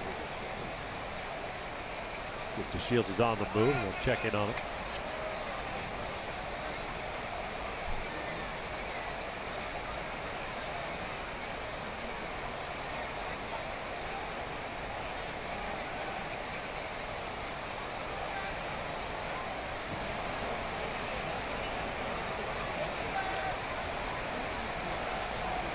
Carlos Beltran on deck.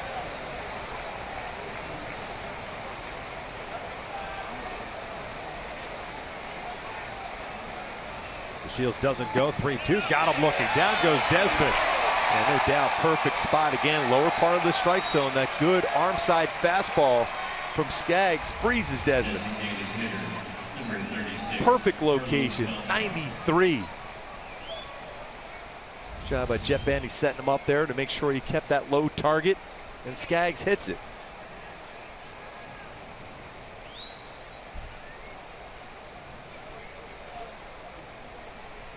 So 2 outs. DeShields still at first. Beltran at the plate. Struck out looking into third. 0 for 2 so far.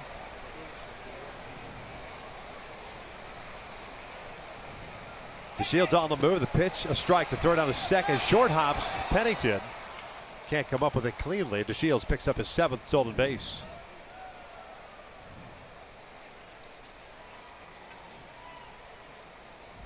Pretty good jump going on that first movement.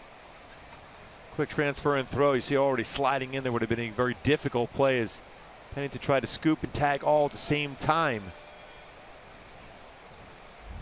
Bandy has thrown out 41% of base stealers this year, but that was a very difficult task on that one.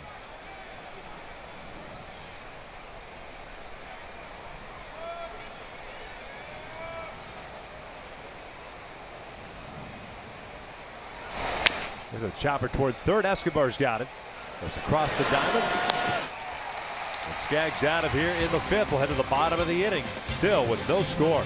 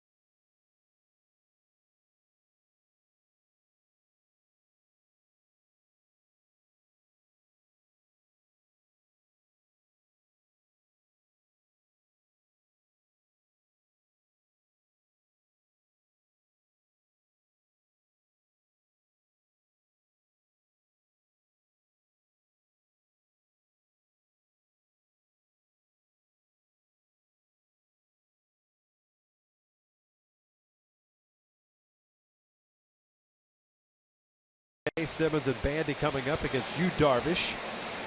Both starters have been very good. Darvish a little bit more economical as far as his pitches are concerned. Just total of 55 with 7 strikeouts and 1 walk. And he's had a real good fastball too to go along with his curveball and little cut fastball and slider. It makes some pretty solid split finger fastballs.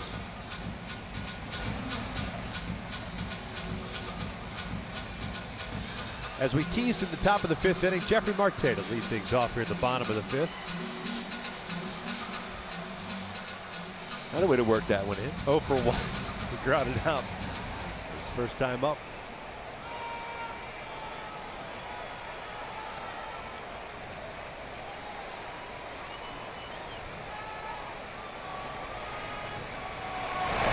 Fastball for a strike. Sinking fastball at 91.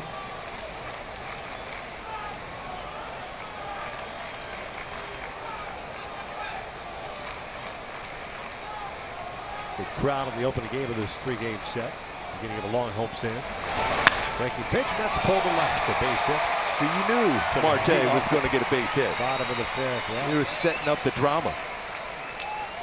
Yep. Going to Vegas later tonight. Perfect. Expecting to win, of course. Yes. That pitch upstairs, and Marte picks up a base hit. You know, when you're facing Darvish the way he's been thrown tonight, it's going to force Mike Scioscia more than likely at some point to really have some action type play, which would be a hit and run here, especially the way Simmons can handle the bat. Andrelton struck out to end the 2nd.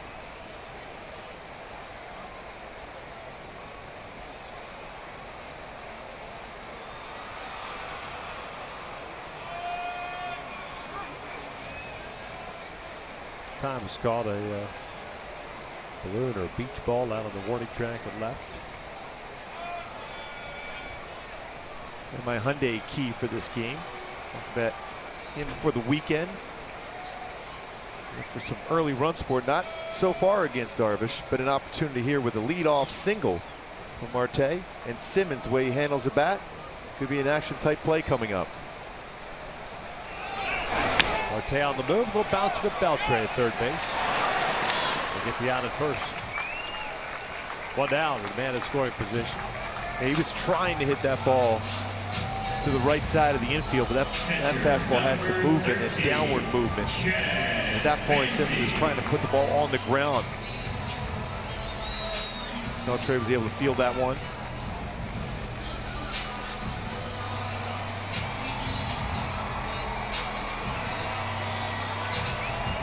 Jeff Bandy up. He grounded out to short in his first plate appearance.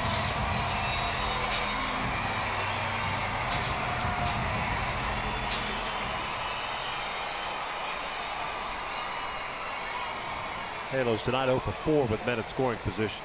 They had one in the 1st, one in the 4th, and now here in the 5th.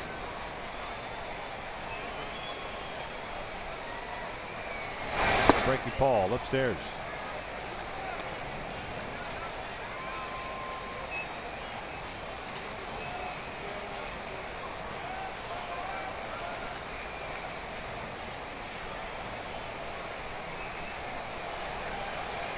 Outfield straight around. So Dorr shading toward the middle, trying to keep Marte close to the bag at second.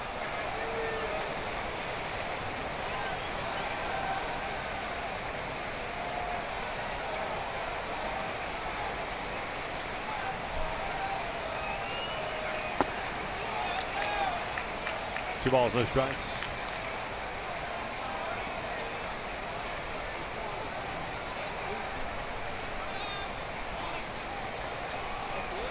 Yeah, you would think fastball count, but that's the one thing we've seen over the years with Darvish.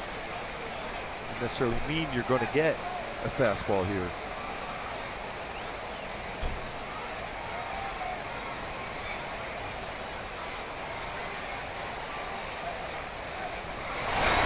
Got a fastball.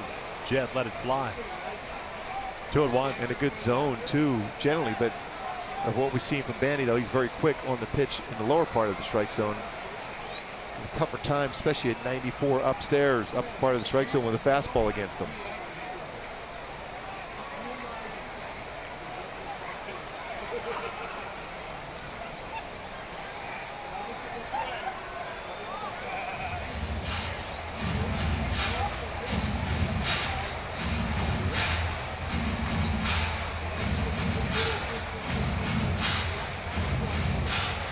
conversation between Lucroy and Darvish. Marte not getting that big of a lead at second base. Now he's already in scoring position. You don't want to take a shot now to try to steal a base necessarily. There's only one on the season for Marte. They're caught once earlier this year trying to steal third base.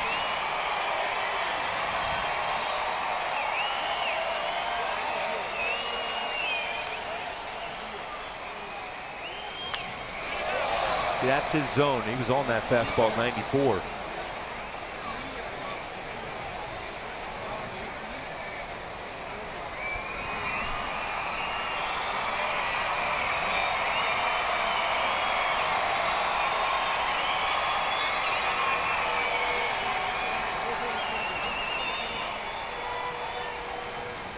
Two balls, two strikes.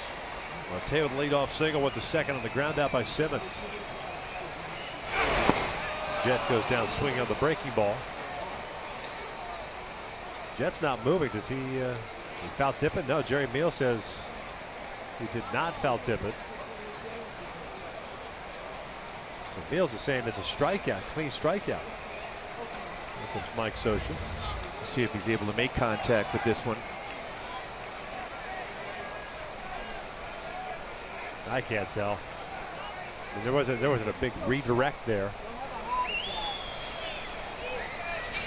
Didn't look like he did. No. Two down. Number 7, Cliff Pennington.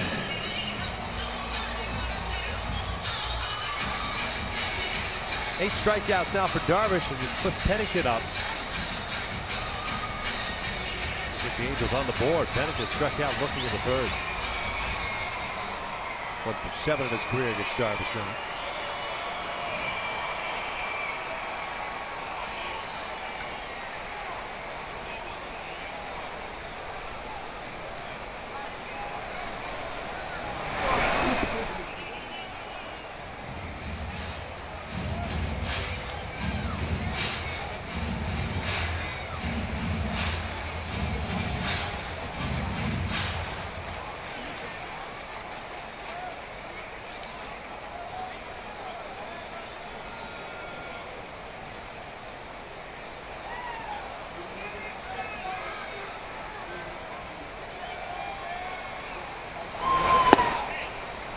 Two balls, no strikes.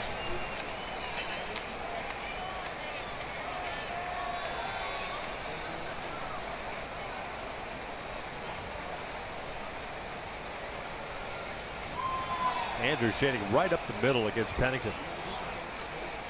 Little lift one out to shallow left. Beltre going out. DeShields with his speed toward the foul line. He's there, puts it away, and the Angels leave a man in scoring position as we head to the 6th inning still with no score.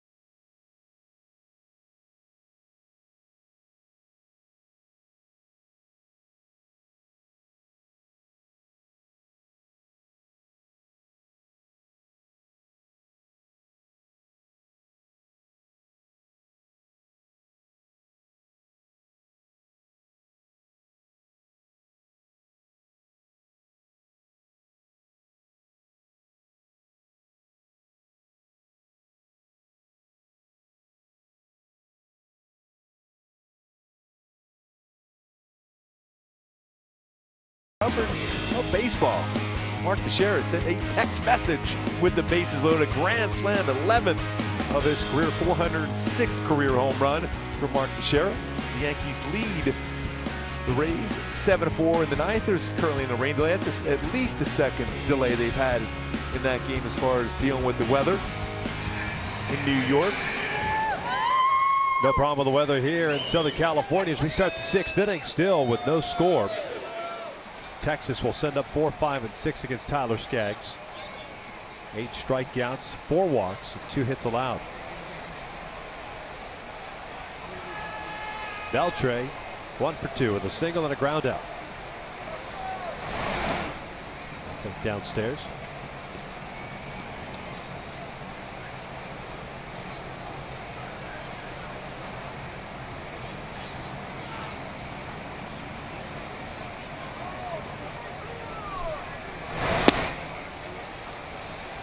Fastball. He's maintained velocity on the fastball there. Another 91-mile-an-hour fastball from Skaggs. 86th pitch.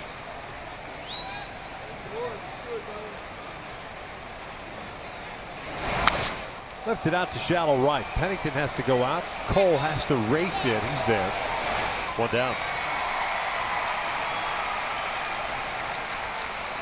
Get your red on and join us tomorrow night as the Angels take on the Rangers. And it's a 6:05 start. Enjoy a post-game fireworks show presented by Wells Fargo.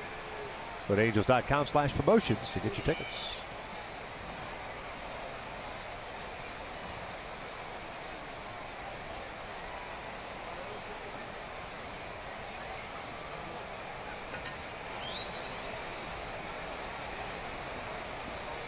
One out for Rougned Odor.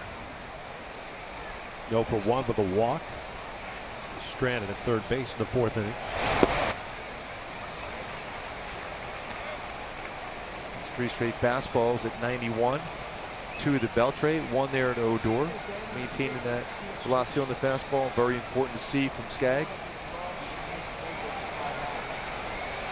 Breaking ball, and he takes. 1 ball, 1 strike.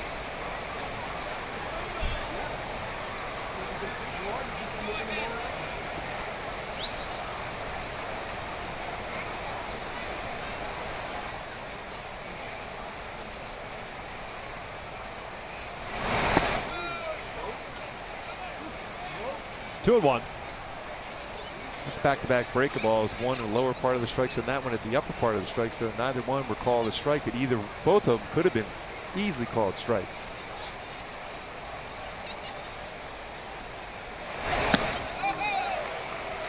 And when you put yourself in a fastball count, that's the type of swings you're going to get against you. Even though there's a high fastball above the strike zone, Odor is very, very strong and quick on a high fastball.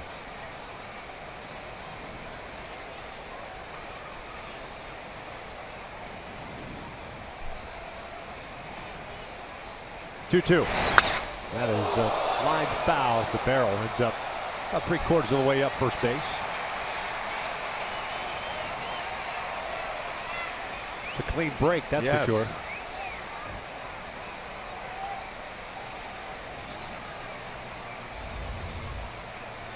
Break a ball. Inner half of the plate shatters the bat.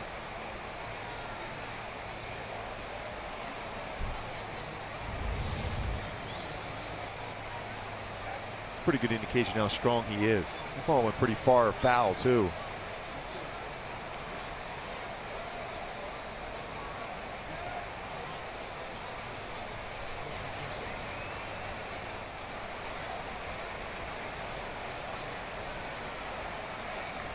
Breaking pitch, and it's pulled foul. Pretty good distance on that one as well. The upper tank.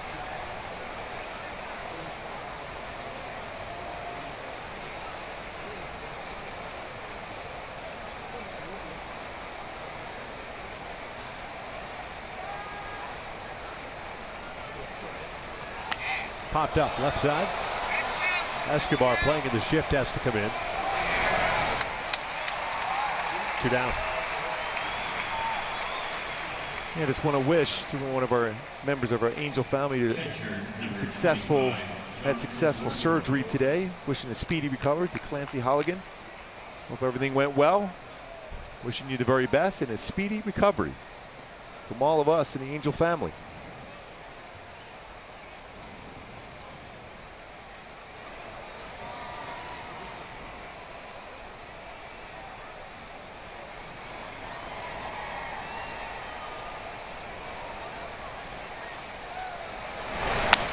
Little number back to the mound.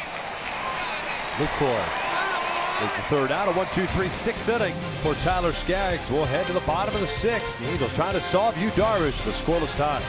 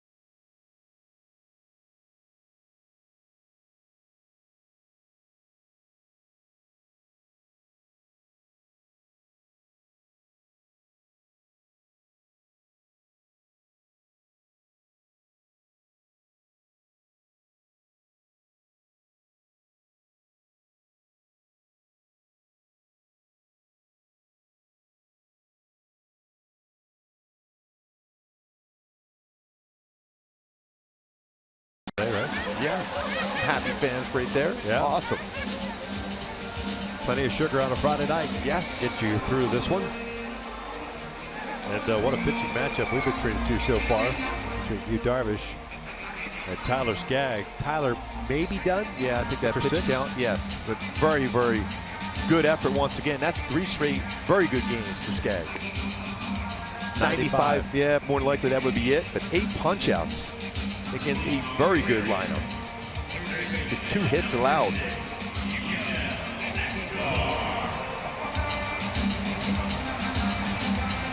Top of the order for the Halos here against Yu Darvish. Escobar, Calhoun, and Trout. He has 8 strikeouts himself with 1 walk, 2 hits allowed.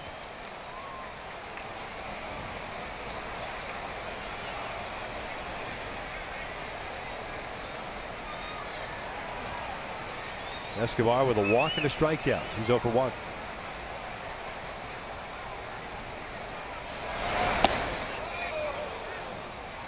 Went around. No balls and a strike.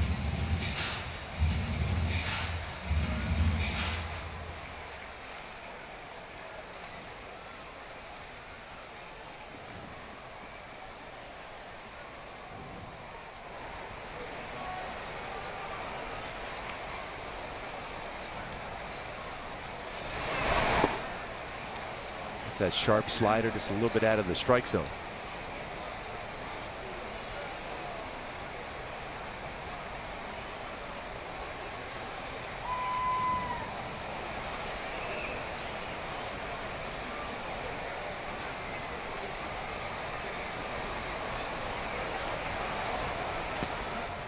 Overthrown fastball. 2 balls and a strike.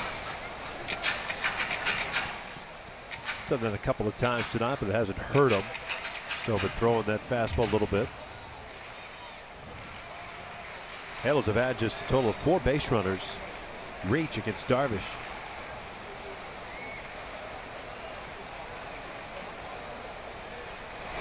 Correctly pitched. It's bounced foul. They have had some opportunities against him. 0 for 5 now with men in scoring position.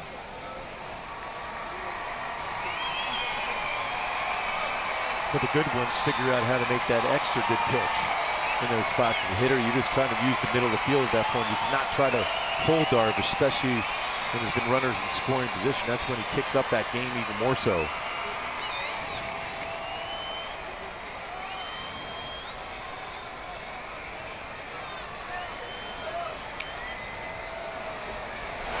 Fastball, little dribble on the third base side. Darvish barehands it, throws out Escobar for the first out. You can see how well he feels his position. Got off that mound very quickly. Put himself in a good athletic throwing position when he fielded that slow roller from Escobar.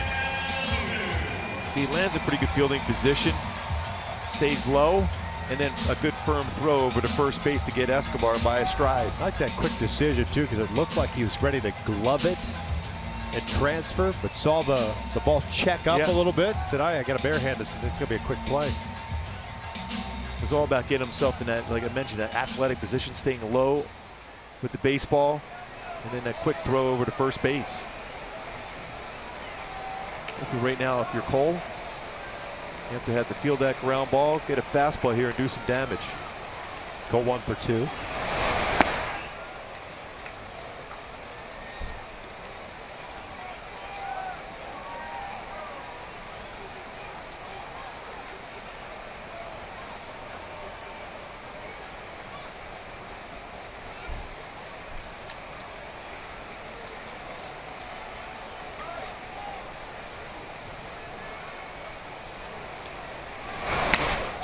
This one popped up. Elvis Andrews calling for it.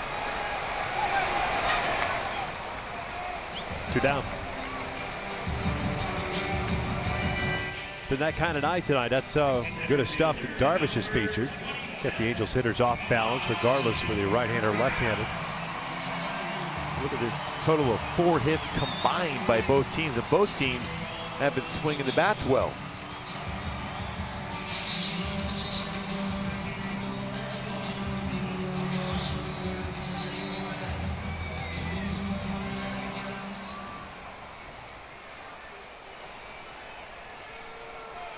John 0 for 2, reached on a fielder's choice in the 4th.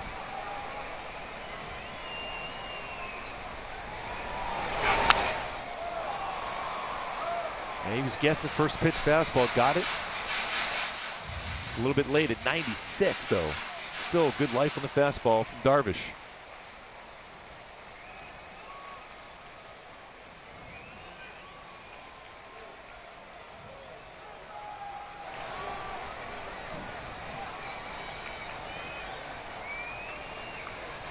Fan trying to get a great view of Mike Trout at the plate.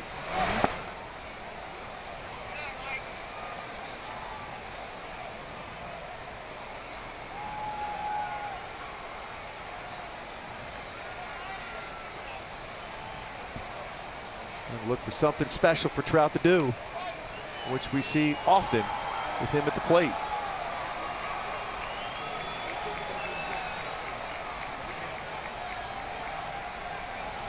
1-1. Challenger with a fastball at 96. 1-2.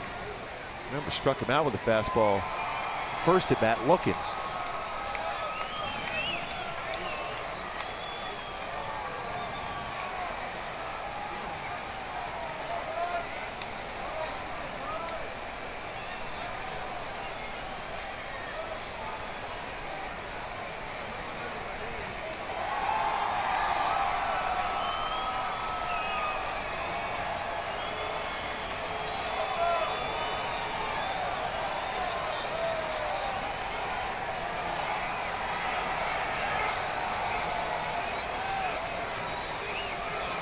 Darvish ready. Here comes the 1-2.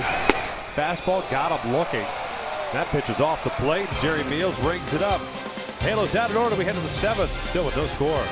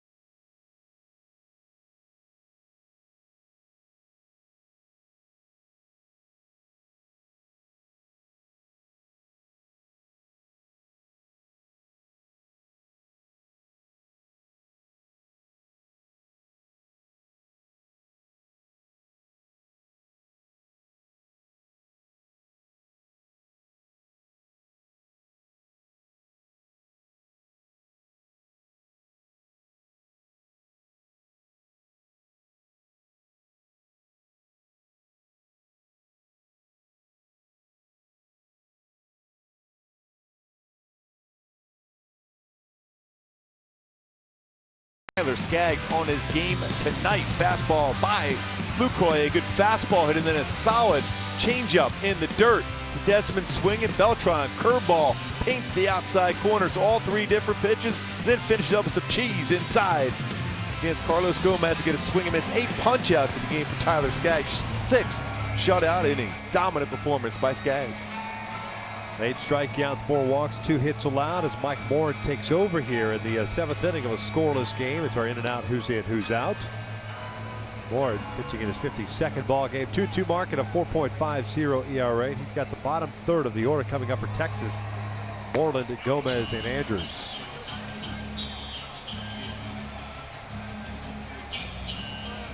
Leading off for the Rangers, first baseman number 18, Both teams with 2 hits. Single by Beltre in the first, double by Moreland in the 4th. That's it for Texas. The Angels have a single by Calhoun in the 4th inning and a single by Marte to lead off the 5th. Nothing more.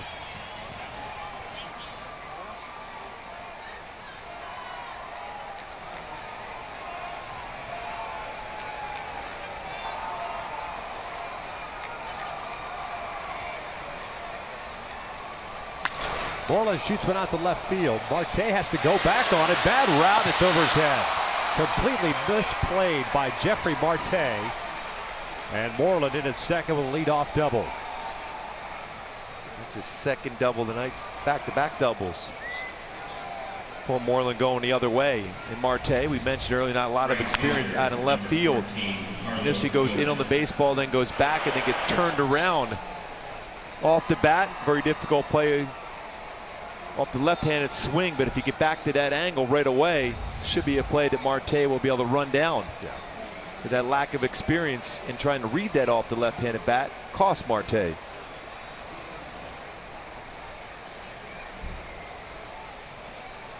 Corner infielders playing in with Gomez at the plate. He's 0 for 2 with a couple of strikeouts. Anticipating a bunt. Not bunting. He chops one toward the middle. Simmons to his left has it. Throw out Gomez for the out. Advancing to third is Moreland. shortstop, number 1. Boy, Simmons always thinking. He thought initially maybe take a shot at third. Says goes to first base and need to have a lot on that throw with Gomez running down the line. Infield in with Elvis Andrus at the plate.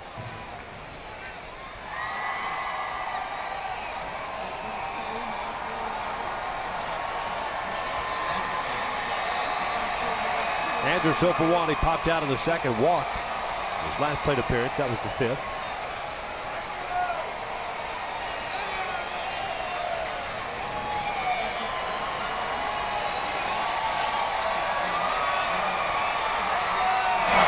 And that's a base hit to left field. 1-0 Texas as Elvis Andrus picks up his 61st RBI. So that misplay at left to start the inning comes back to haunt. Went down and got that slider from Mike Moore. Lines it in to left field. Pitch hitting for the left field, number 30, Nomar Mazara. Now you got to pay attention to him. Nomar Mazara is announced as a pinch hitter, so Mike Scioscia is going to go to the bullpen. Cody Ige, the former Ranger, has been loosening in the pen. So Mike Moore's night comes to an end after a third of an inning, allowing 2 hits and 1 run. A pitching change here in the 7th inning with the Angels down 1-0.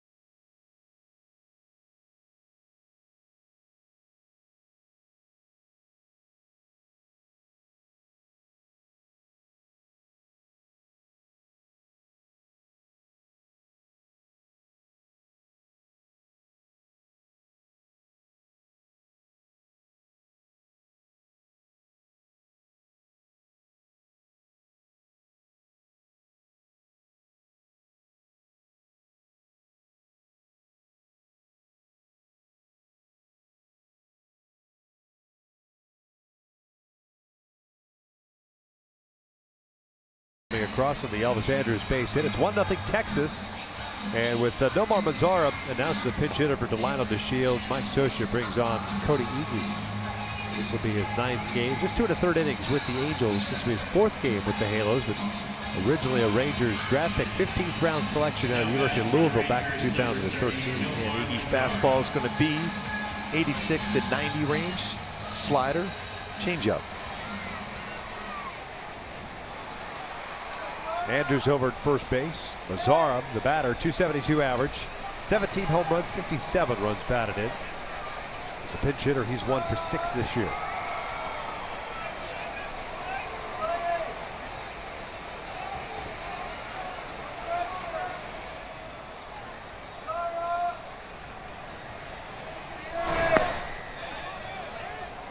Went around, no balls and a strike. Mazara this year's at 234 against left-handed pitching, 284 against right-handers. DeShields finishes the night going 0 for 3.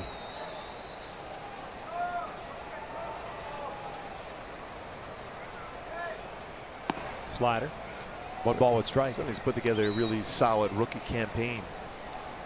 Home run total, RBI, solid, 17 home runs. Very good defense also.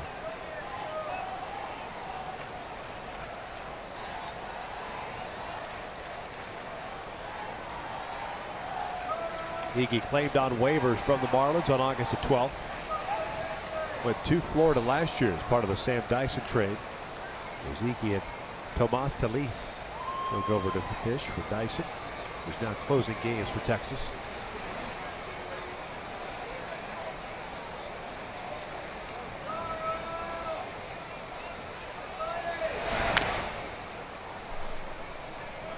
One and two.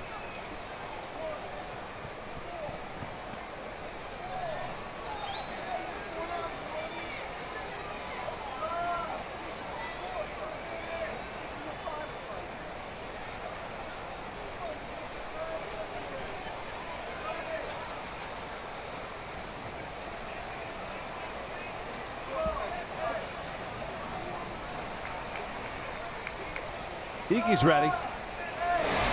Mazara fouls it off.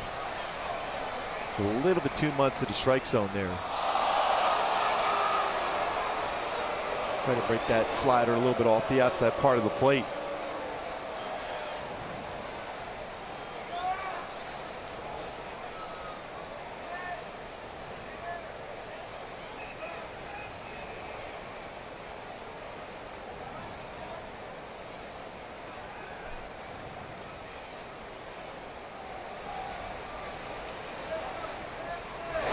Breaking pitch pulled, Crone, past Crone I should say. Andrus will turn and head to third. The throw will get cut off. No, it's off the glove of Simmons. Either way, it's first and third with 1 out here as Mazara picks up the pinch hit single. And it's Ian Desmond coming up. Again, a little bit too much to the strike zone. You can expand it. Mazara did a nice job of keeping his hands back. Getting that ball by C.J. Crone. And here comes Mike Scioscia once again, so we will have yet another pitching change. Ege unable to retire the lefty. Jose Valdez was getting ready with Desmond coming up. Scioscia goes to the pen. 1-0 Texas. They've got a couple of men on with 1 out here in the 7th.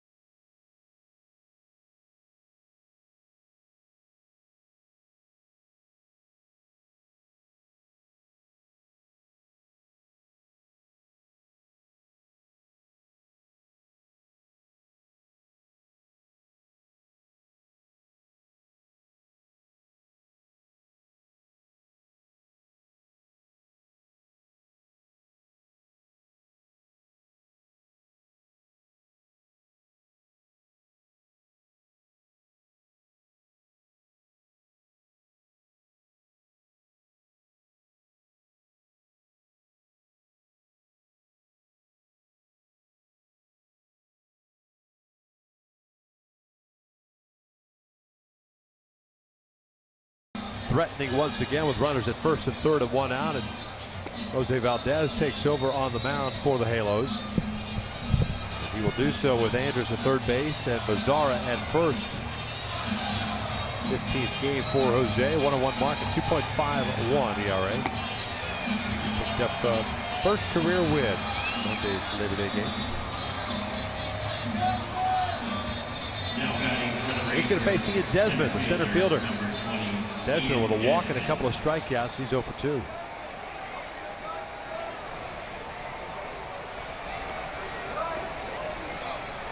And Desmond's going to be looking first pitch fastball here.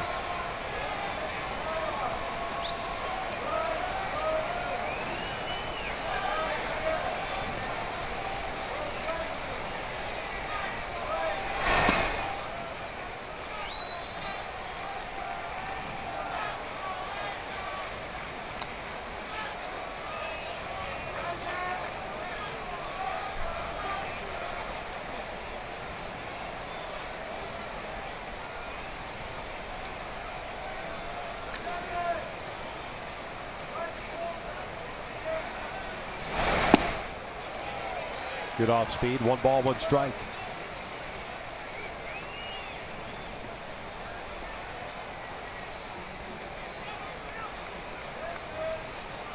Desmond's hitting to 9 double plays this year. What the Angels are hoping for here. Trying to limit this to just 1 run. Lead off double by Moreland on a ball misplayed by Marte in left field.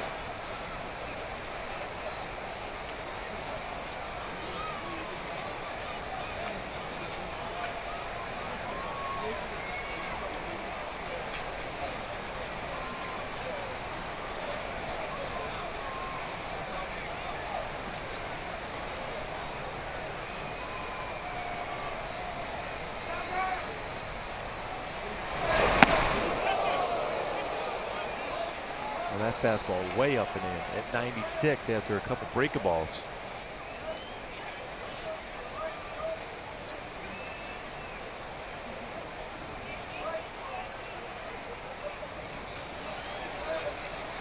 Two balls, 1 strike.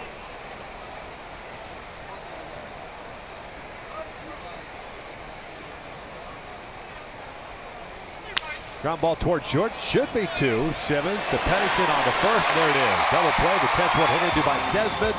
But Texas strikes for a run at stretch time here at the Big A. 1-0 Rangers.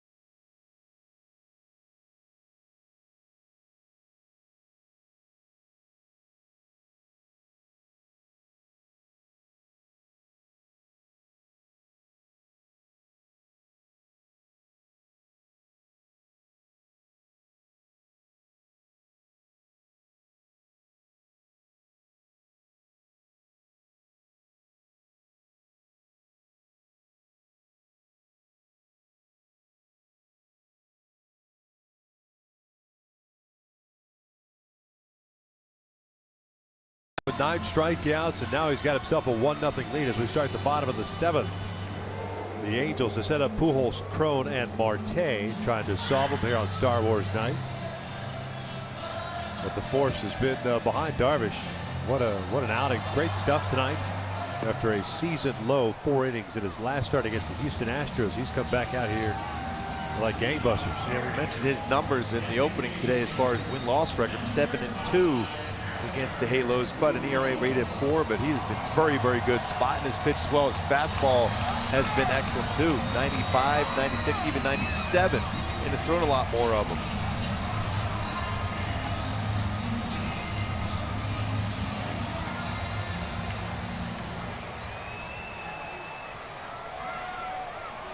Albert tonight 0 for 2 with a couple of strikeouts.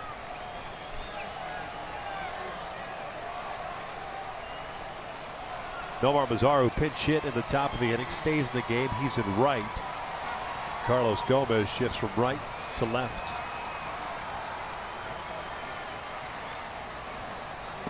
Albert takes a breaking ball in there. There's a curveball almost the heart of the plate.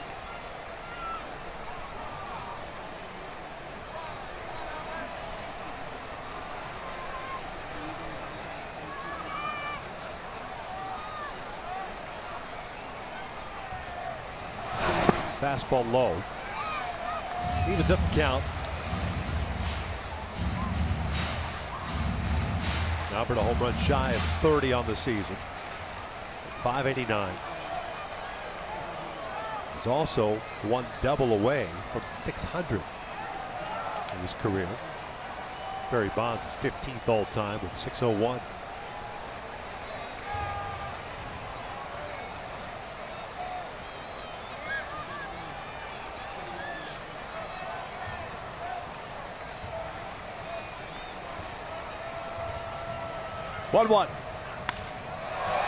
This one out to center, just jammed him enough. Desmond comes in on it. One down. Yeah, he just missed that pitch. First baseman, number 24, C.J. Cron. So Cron will bat with one out, nobody on. One thing Darvish has been really good at tonight is limiting any inning from kind of blowing up on them. The Angels have yet to have multiple base runners on board at one time. And he's had to deal with some runners in scoring position, but right. He's made that real good pitch when he's needed it.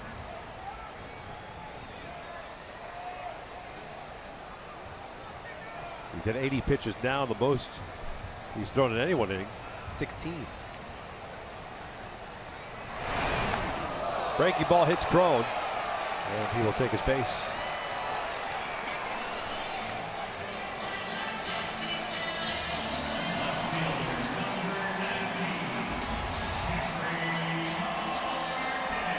He didn't try to move out of the way, but that pitch that far inside, you don't have to. Now, if you're leaning out over the plate, maybe.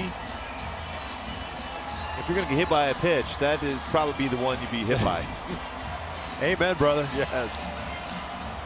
That one's not going to leave a mark. Maybe. A seam burn. So man on for Jeffrey Marte. Marte had a base hit through the left side in the 5th inning. He's 1 for 2.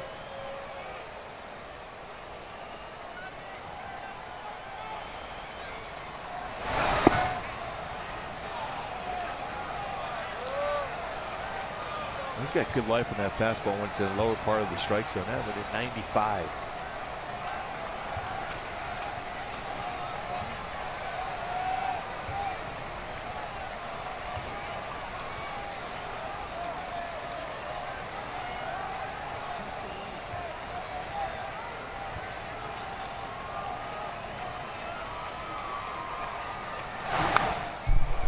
No balls, 2 strikes. You can see how he drives towards the plate. That's how he gets that leverage to keep that ball lower part of the strike zone. And good velocity on his fastball. He just more of a drop and drive type pitcher. You see a lot of them now. It's a lot behind that back leg as he pushes off the pitching rubber to generate that arm speed and the angle to stay in that lower part of the strike zone. Calhoun and Trout looking on. They haven't been able to really figure him out as much as they have in the past. Again, a lot more fastballs this year, and certainly in this game for Darvish against Angels hitters.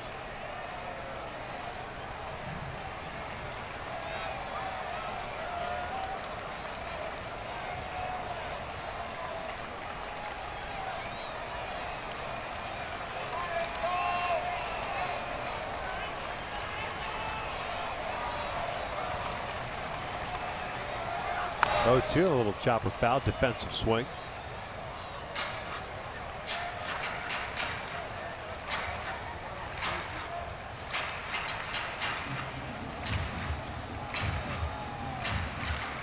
Or the hitter guessing something off speed, whether it's a slider and a fastball. Was fortunate enough to be able to foul that one off. That was almost into the glove of Lucroy behind the plate and fouled it off.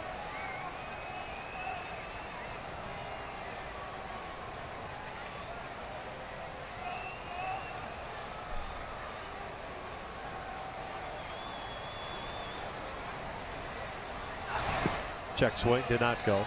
And watching Lucroy behind the plate, he kept pointing and setting the target down and out of the strike zone to make sure he didn't make a mistake with that pitch.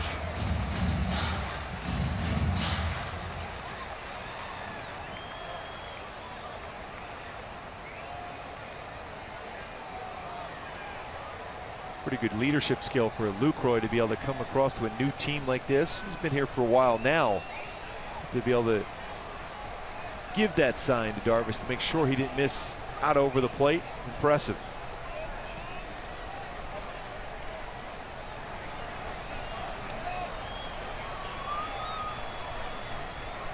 One-two.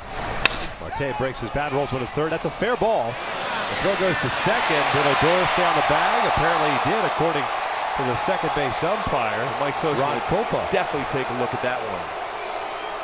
Quickly talk to Dino Ebel and into Steve Solis to see indeed if Odor was able to stay and make contact with that base. On the backhand, the throw from Beltre looked like he got contact with that base. No argument from Socha. Yep. Heck of a play by Beltre.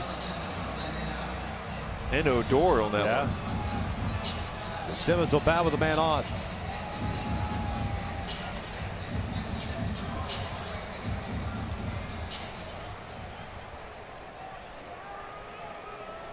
Andrelton is 0 for 2 with a strikeout and a ground out.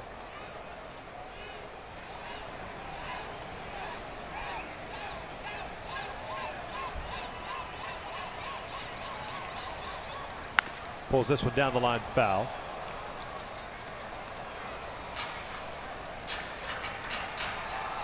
It's safe to say, Victor, on that play like that to Odor with the slide rule in there, back in the day, you'd be very difficult to try to stay and make contact. You'd be more in the neighborhood because you knew somebody would try to take you out at second base. Throw in there the high throw, but able to try to keep the foot on the base. A number of years ago, with a hard slide in the second, you really would put yourself in a very dangerous position as a second baseman to try to maintain contact with the base there.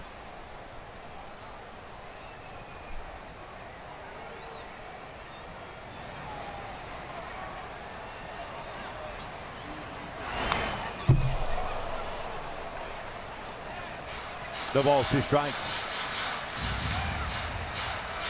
Simba's trying to go the Beltre route. Yes. Dropping down. Yeah, Simba was trying to go yard there.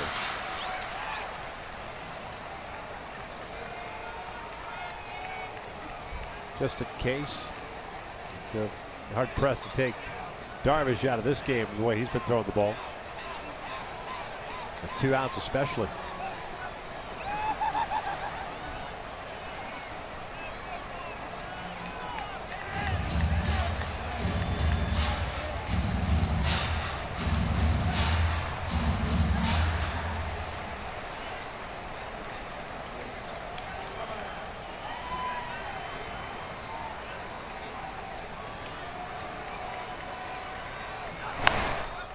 Popped up on the first base side. This one headed toward the seats. And ran that fastball still good velocity at 94 and it was 89th pitch.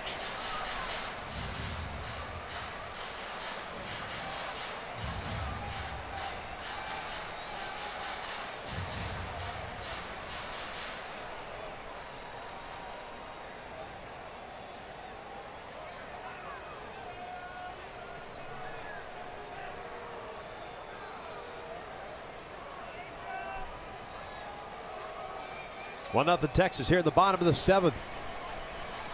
Man on. Marte takes off. The 0-2 fouled off. Nice one-handed grab down in the seats.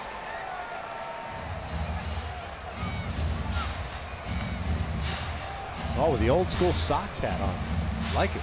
The Swingman logo. How consistent that pitch count each inning for Darvish. That's why you see only 90 pitches here into the 7th inning with 2 outs.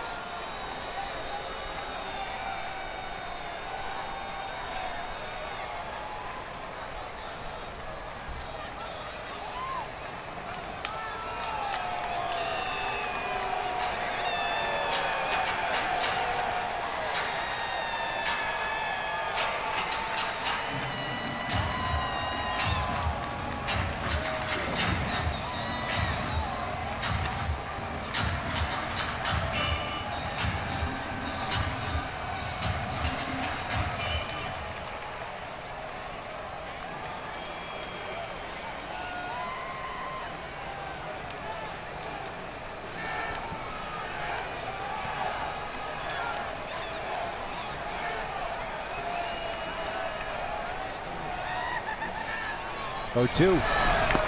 And just got a piece of it. Keeps his at-bat alive.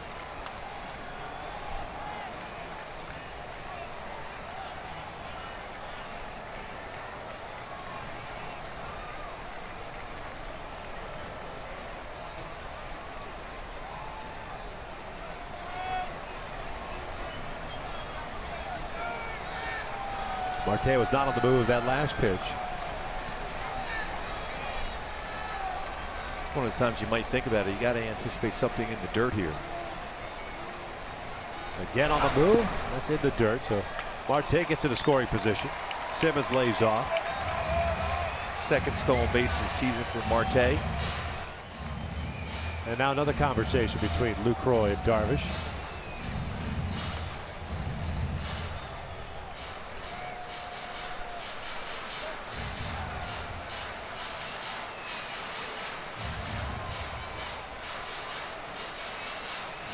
I think I may have said 2-2. It's 1-2.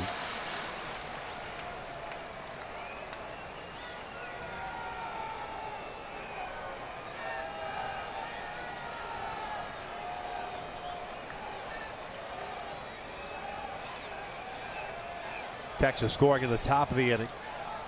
Single by Elvis Andrus, scoring Moreland from third. Simmons fouls this one back.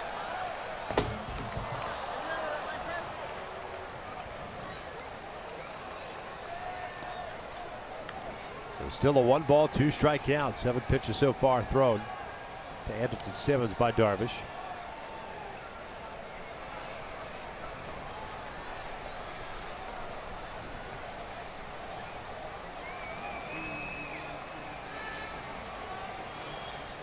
All you're looking for here is a flare.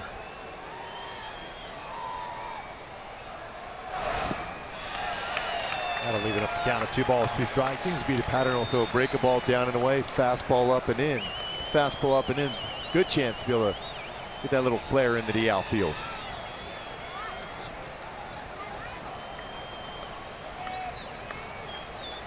Pretty good throwing arms in the outfield here, though. For the Rangers, going to be important if something is into the outfield for a base hit that Marte is able to get a good jump. Nobody holding him on with 2 outs. 2-2 pitch.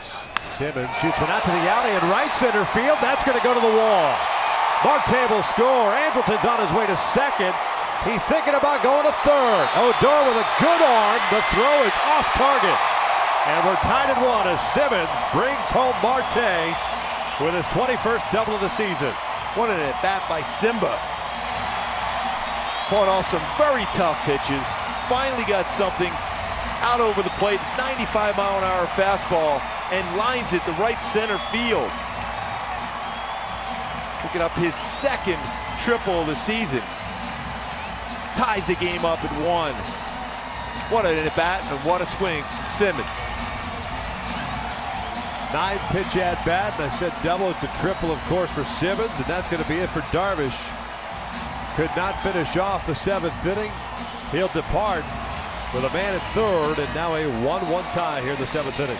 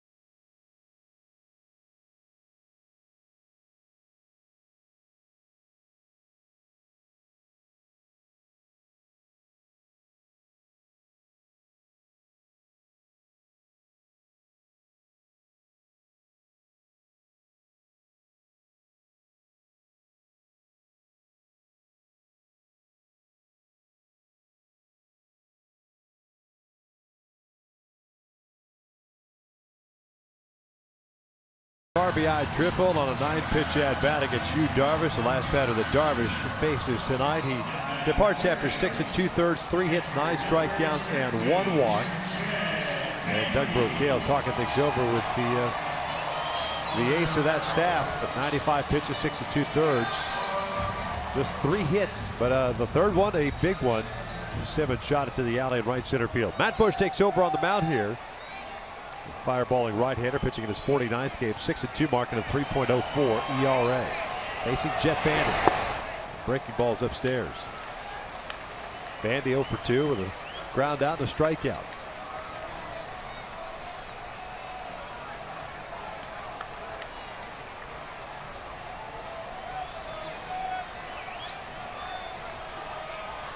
(1-0). It's a free and easy 98-mile-per-hour fastball. His average fastball just under 97 miles per hour. We'll throw a slider, curveball, occasional changeup.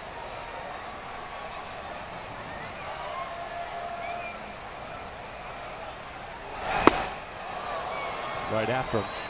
1-2.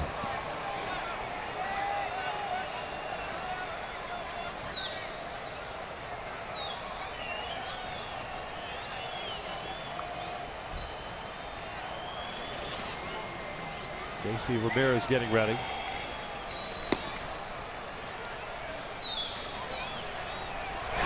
Bandy goes down swinging.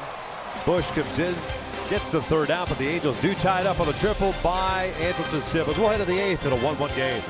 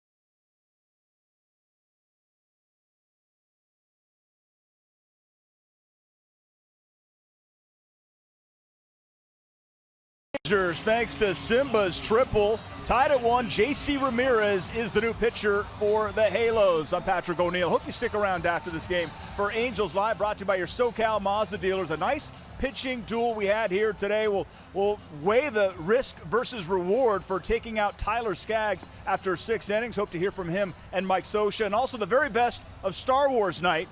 Now, I channeled my Obi-Wan Kenobi to get that run there, and I'm gonna channel him even further. Brought him out in the pregame show that the Angels win this game in 9 innings. Victor, Mark, this lightsaber can be yours for $14.99. Wow, I feel good about that, Patrick. I love that energy you're bringing, the positive energy. Go ahead and expense that, Patrick. Good luck. Here in the 8th inning, J.C. Ramirez takes over on the mound. 60th game, 2-3 mark at a 4.86 ERA. Ramirez pitched Sunday in Seattle, went 2 innings in that one, giving up a run. That was on the home run to Nelson Cruz, striking out a batter. Against Carlos Beltran, Adrian Beltre, and Rougned Odor. 3-4-5 for Texas in the 8th inning. Beltran spins around to hit from the left side after coming up right-handed for the first 3 plate appearances. He's 0 for 3 tonight. Shift on with Beltran at the plate. Carlos is at 277 this year from this side of the plate. He taps this one foul. Even counted a ball and a strike. New left fielder for the Angels, it is Shane Robinson taking over for Jeffrey Marte.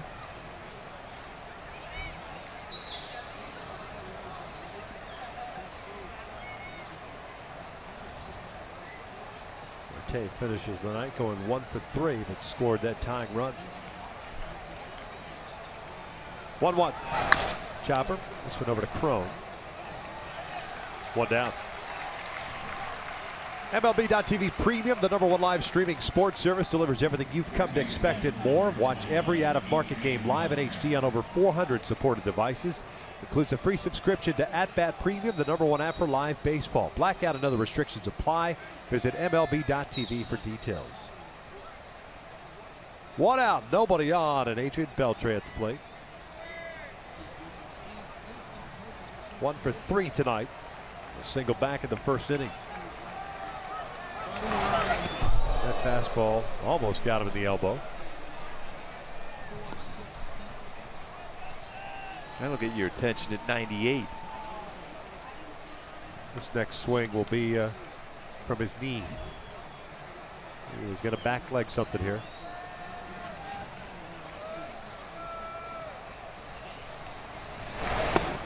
Takes a strike. 1-1. Texas with a run on 5 hits. They've stranded 7. The Halos with a run on 3 hits have left 4 men on base. Jose Valdez, by the way, credited with 2/3 of it. As this one's out toward deep left center field, and this one is gone. A line shot home run for Adrian Beltre. And Texas is back on top 2-1. Talk about bringing your hands inside on a 97-mile-an-hour fastball. The inside part of the plate. So quick, so strong.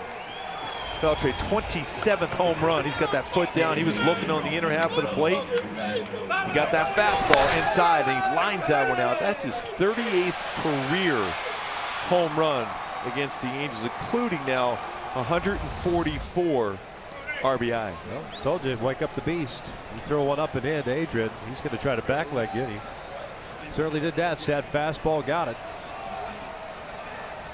And it's back to a Texas 2-run lead as Odor looks at a strike.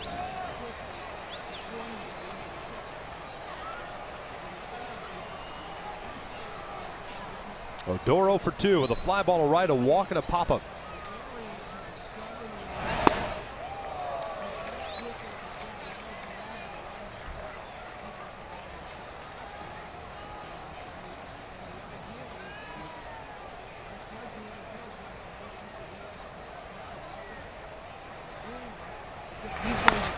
Chopper to the right side. Crone's got it. 2 down.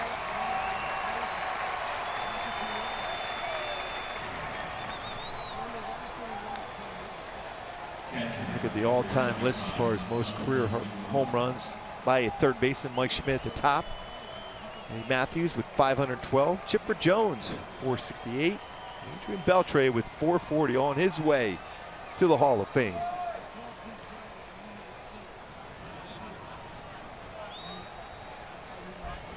Two outs. Bases clear for Lucroy. 0 for 3 tonight. 2 strikeouts and a comeback into the mound.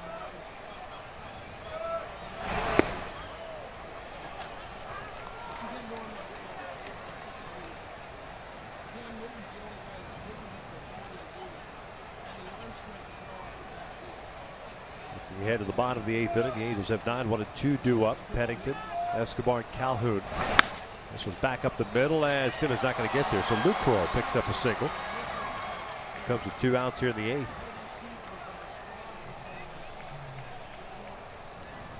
Nobody warming for Texas, so it looks like Matt Bush will come back out.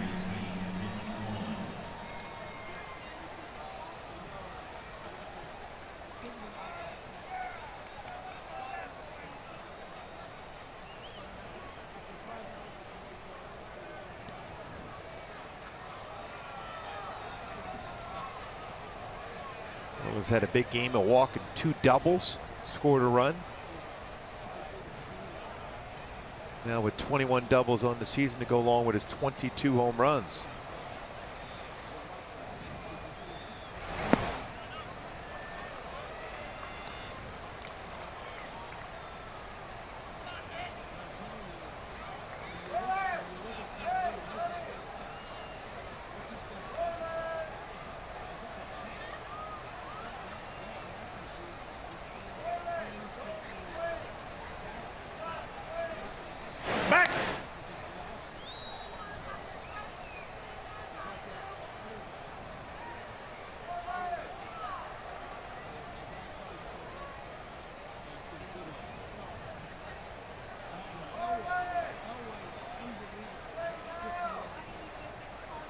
0-1. Moreland lifts it foul. No balls, 2 strikes.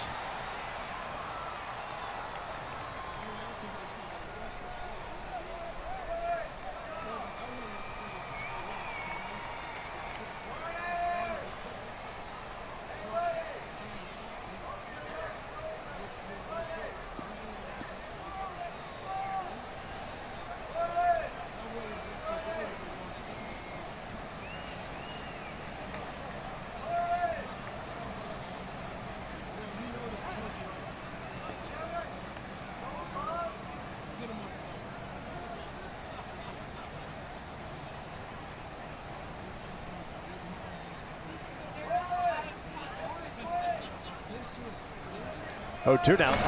Moreland bounced it foul.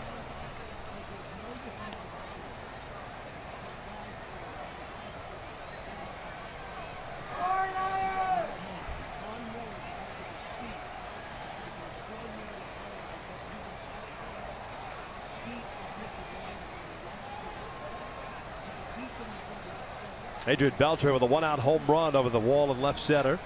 Texas back on top 2-1. Moreland takes inside 1-2.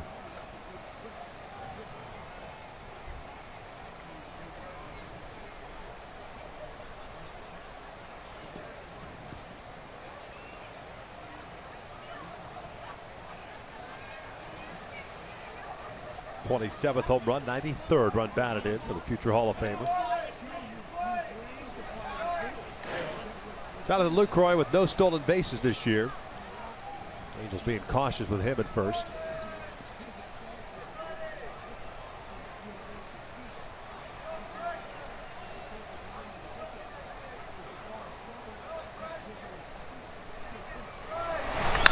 That is lined out to right field, and that'll fall in for a hit. Lucroy will turn and head to third. And Moreland with a 3-hit game.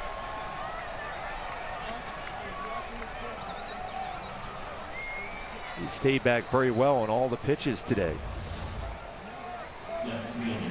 Time gets a slider, stays back, and lines it in the right field. His last at bat hit a good shot over the head of Marte in left field.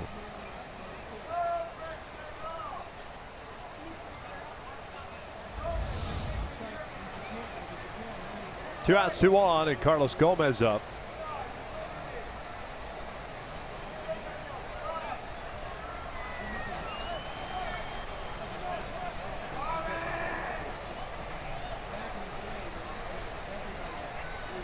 Oh for 3 tonight with a couple of strikeouts and a ground out.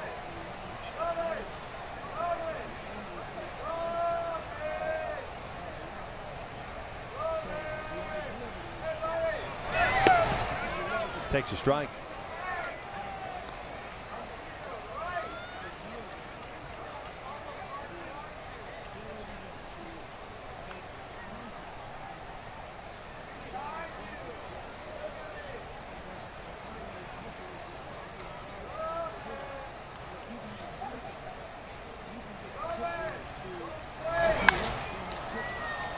Oh, with 2.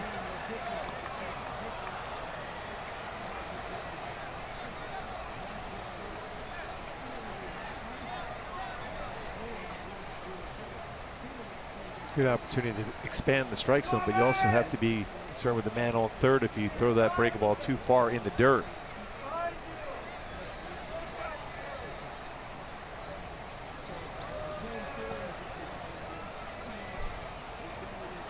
Lucroy the base runner at third, Moreland at first. 18 pitches so far for J.C. Ramirez. 1 ball, 2 strikes.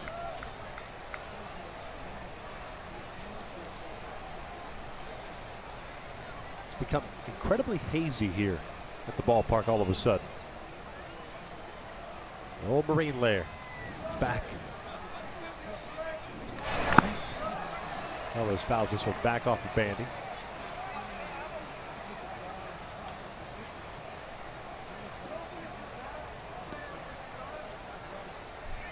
Still with 1 ball, 2 strikes.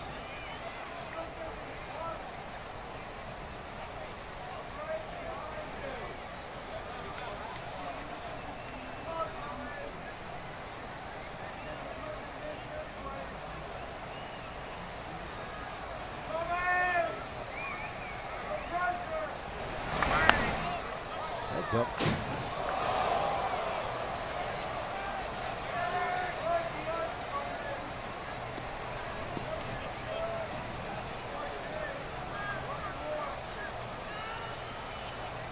Ramirez, the fourth reliever used by Socha. Skaggs went 6, more in a third of an inning. Iggy faced one batter. Valdez 2/3 of an inning. Now Ramirez here in the 8th. It's 2-1 Texas. Chopper to short should do it. They'll go the short way. They force out Moreland, and we will head to the bottom of the 8th. And the Angels now down 2-1.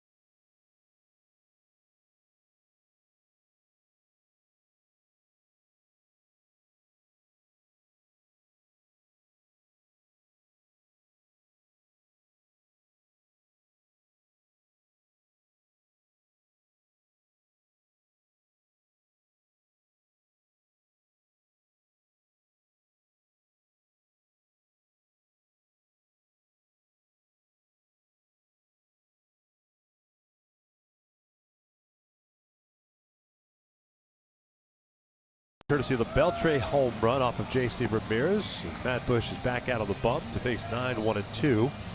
Pennington, Escobar, and Calhoun coming up. It was Bush who came in the 7th with 2 outs and struck out Jeff Bandy, with Anderson Simmons standing in 3rd. So he'll come in and try to finish off this 8th inning. New right fielder Jared Hoeing taking over. Nomar Mazara. No other changes for Texas.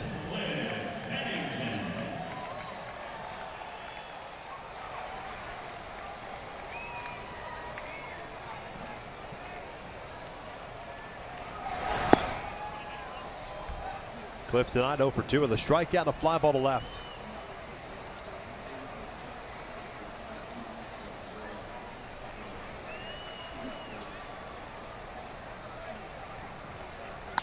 Pennington lifts one out to left center, not very deep.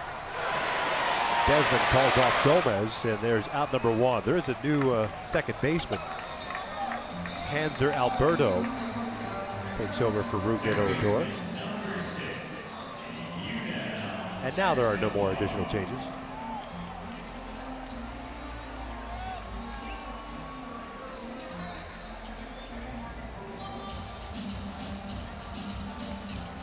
Escobar tonight, a walk, a strikeout, and a come back into the mound.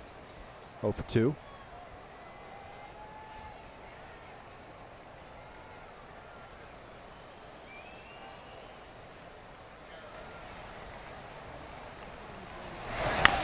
Chopper toward the middle. Alberto cuts in front of Andrews, 2 down. Right away, has to make a play. Slow roller. Good throwing arm that Alberto has. So Cole will come up with the bases clear and 2 outs.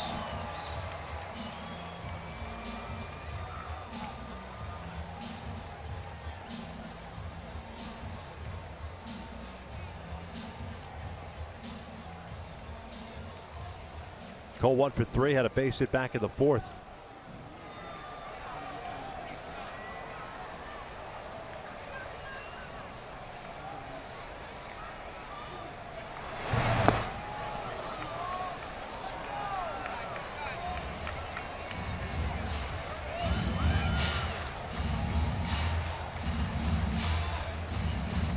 Cole swings a little over 39% of the time on that first pitch. Was guessing fastball, got a breaking ball instead from Bush.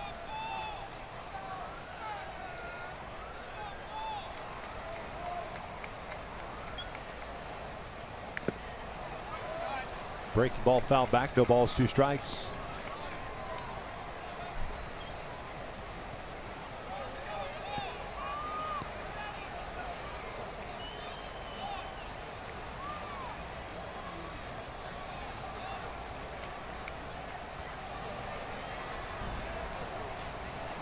Trout on deck.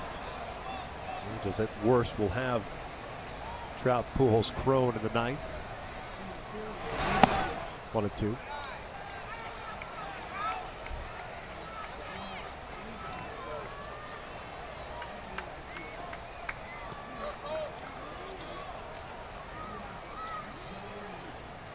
Total of 3 hits for the Halos tonight. 2 singles and that triple by Simmons to get the Angels on the board in the 7th. 2-2. Texas with 8 hits.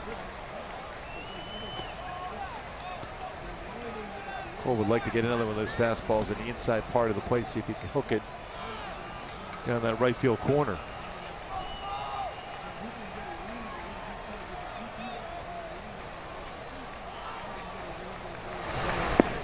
Cole will go down swinging. The Angels are down in order here in the 8th. We hit in the 9th. 2-1 Texas.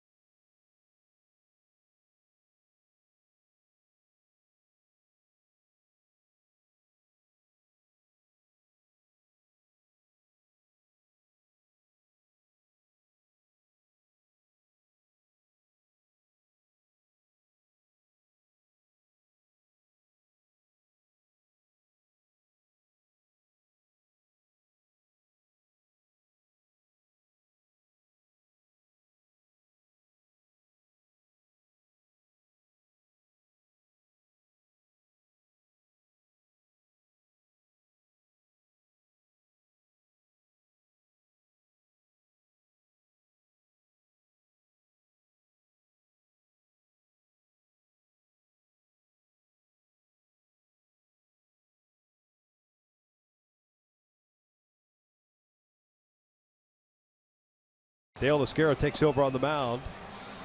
He gets to face 9-1-2 for Texas. 36th game, 3-0 mark, a 2.89 ERA for the changeup specialist. As I mentioned, it'll be Elvis Andrus leading things off for Texas. And you've got 1 and 2 thereafter. And fastballs, 90-91 range. Changeup though, a plus changeup and slider. JC Ramirez charged with a run. His 1 inning of relief gave up 3 hits, including the home run to Beltre. No strikeouts and no walks.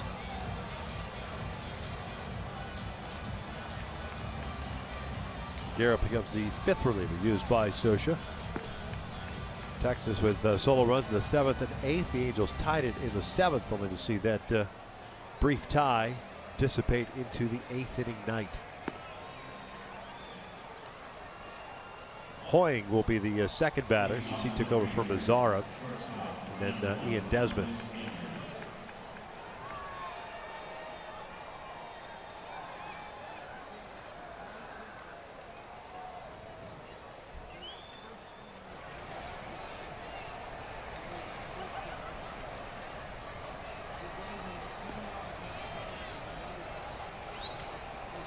Elvis 1 for 2.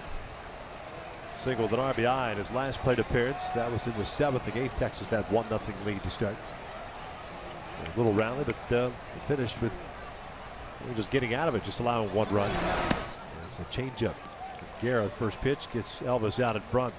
So 1 for 2 night for Elvis, picking up his 61st RBI. And one pitch into this, now Jet Bandy gets summoned out to the mound.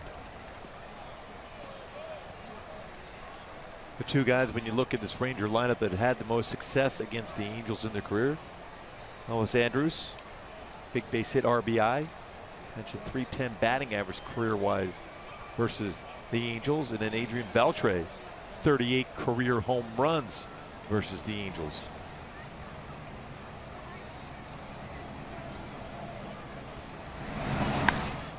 Out towards shallow right. Pennington has to race out there. Cole calls him off, and he makes a catch for the first out.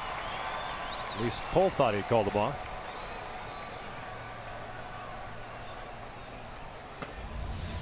Got out of the way just the nick of time. He's calling for it. Then just avoids the contact. Easier play for an outfielder coming in on that baseball as compared to an infielder going back.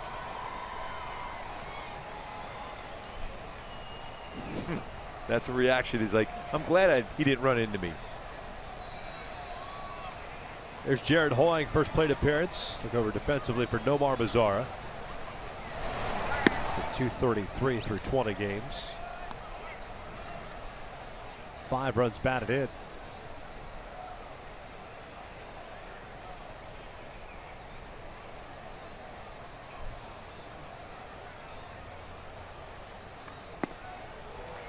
One ball, one strike. It's that real good changeup from Guerra.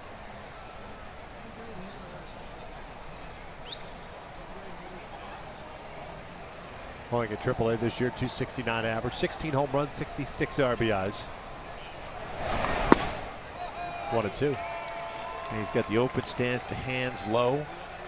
And he closes his stance when the pitch is thrown. You would think he'd be susceptible to a changeup from a right-handed pitcher going down and away.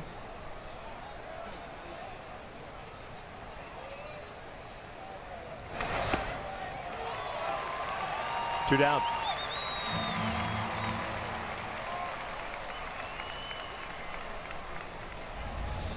A good changeup. And unable to make contact on that changeup running down and away. Perfect location. Good sequence by Guerra. So here's Ian Desmond, 0 for 3 with a walk.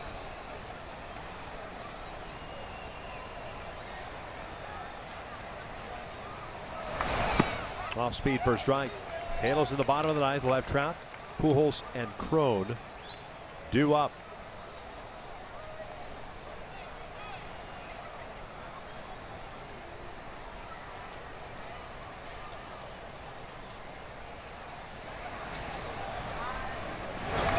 Ground ball to short. It's on to first, and it's a 1-2-3 ninth. We'll head to the bottom of the ninth. Angels down to 2-1. Trout to lead things off against Dyson when we return.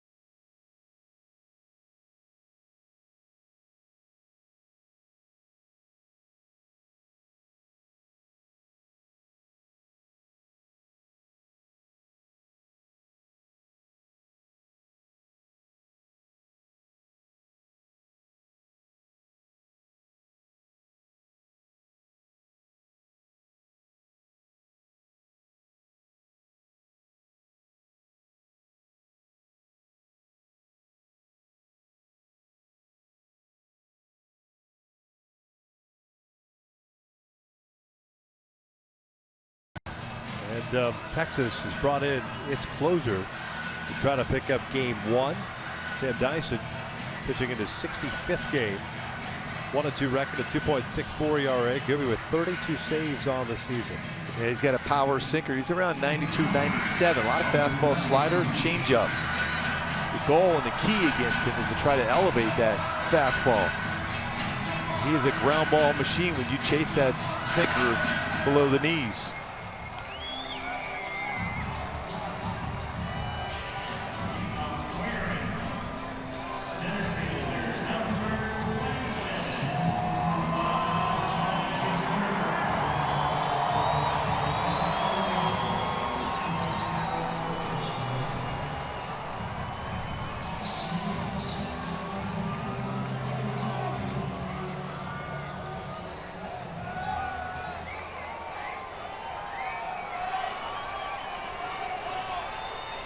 Trout tonight 0 for 3.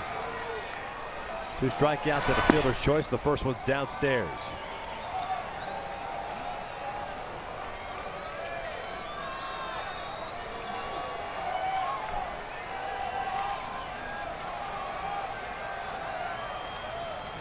Outfield deep, especially Desmond at center. Trout cuts through this one. You see that power sink on that fastball at 94. The Trout very good on low pitches.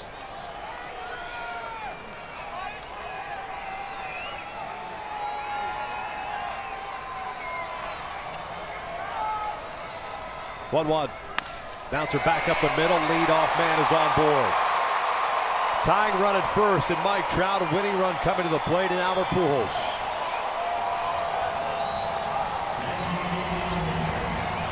Talked about Trout being so good on low pitches. This is a 94-mile-an-hour fastball. Sure, see how short he is on that swing to line that one right back up the middle for a leadoff single.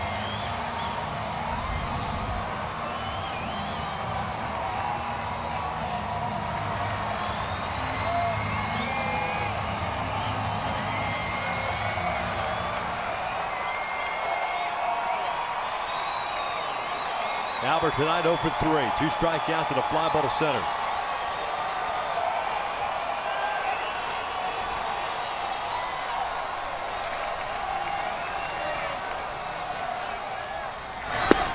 First one for a strike.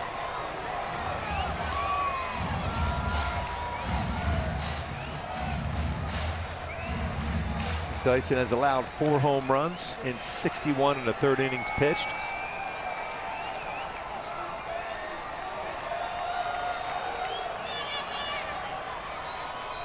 Converted 5 straight saves and 8 of his last 9.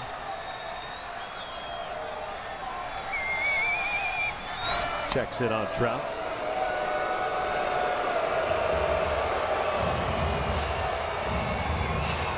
Base hit by Trout, just the 4th hit for the Angels tonight. 3 singles and a triple. And it's still just a 1-run deficit.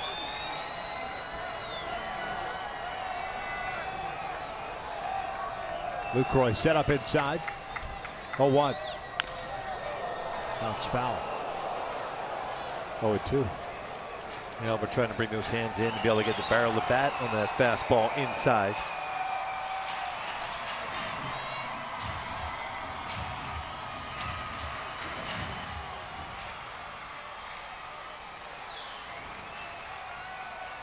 C.J. Cron on deck.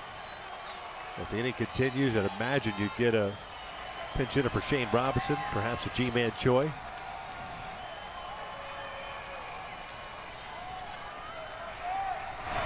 Albert pops it up.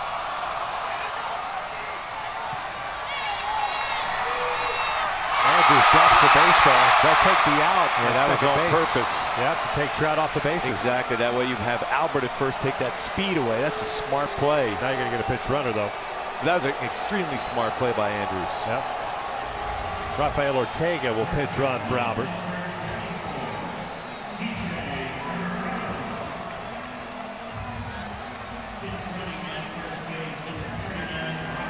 Seeing him looking up to see where Trout was. There's no way Trout can go halfway and a pop up to a shortstop position area in that outfield grass.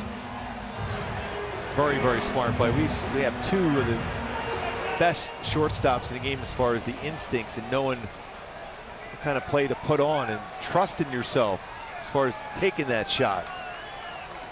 So Ortega at first with one out. Here's C.J. Cron. 0 for 2. Was hit by a pitch in the 7th. Time called.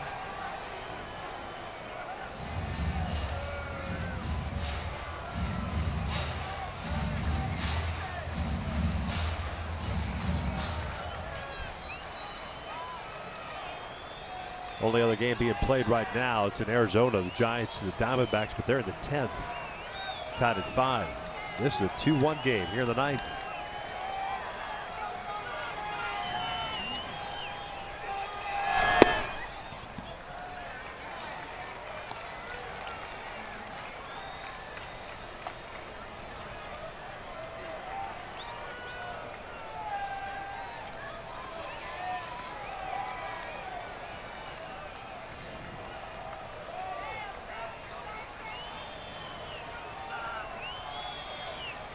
Outfield still very deep for Texas. Ortega's on the move. Cron fouls it back. Rafael had a really good jump from first. He'll head back. 1 ball, 1 strike on Cron. That ball fouled off of Lucroy.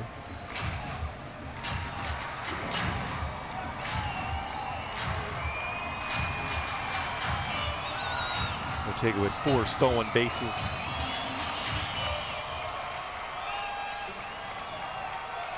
Not a real easy pitcher to be able to catch and then throw.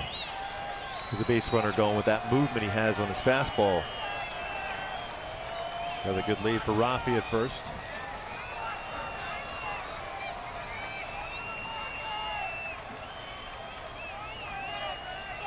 Again on the move, and Cron will foul this one. So 0-2, or pardon me, 1-2.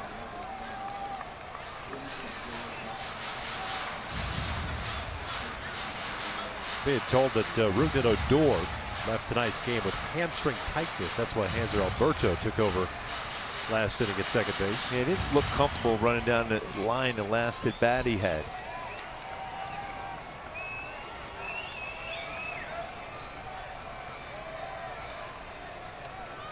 And when he grounded to C.J. Cron. G-Man Choi has come out to the on-deck circle.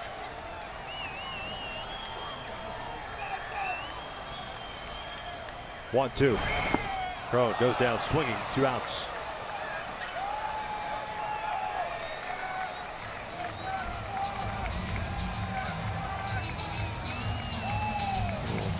Change up in the dirt. A swing and miss. He had a couple pitches to the drive during that sequence, lower part of the strike zone for C.J. Cron, but just fouled him off. Handles down to the last out here. The tying run standing at first, and it's G-Man Choi coming up.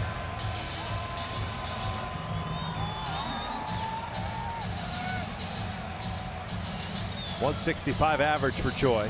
5 home runs, 12 RBIs. He's 0 for 6 as a pitch hitter this year.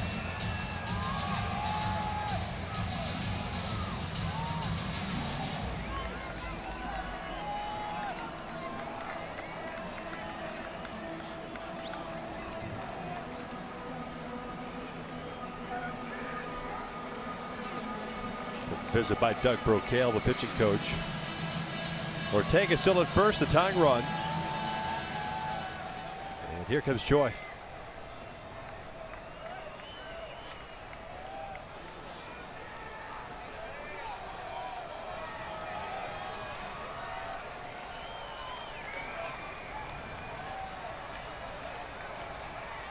Ortega goes, the throw down to second.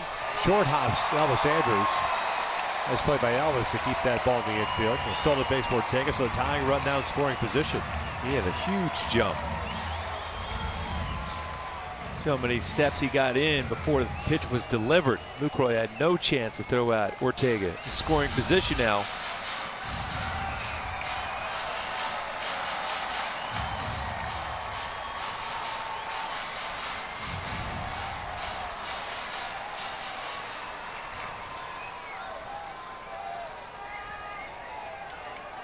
changing up the defense in the outfield before that stolen base, playing more no doubles defense, have moved in a little bit now.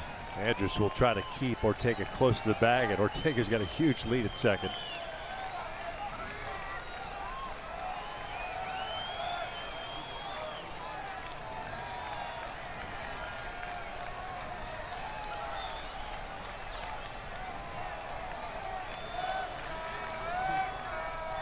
One-0.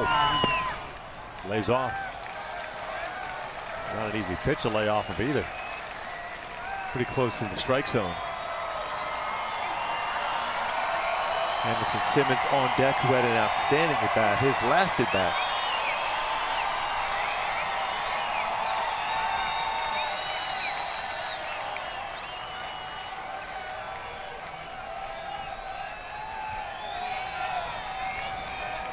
Two-0. 3 balls, no strikes.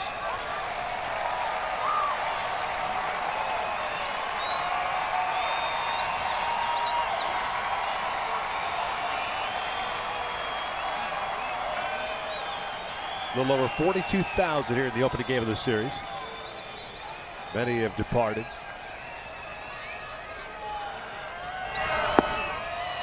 And there's a walk. The tie run at second, a winning run at first.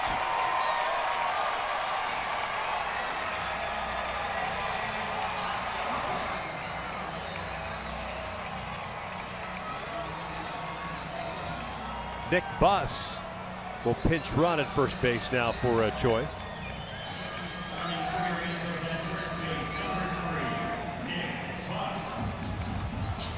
Nothing like that 40-man roster.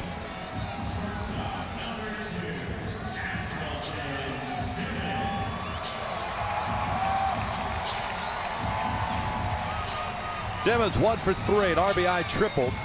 That was in the 7th inning to tie things up at that point at 1. It's a great at bat too, a 9-pitch at bat.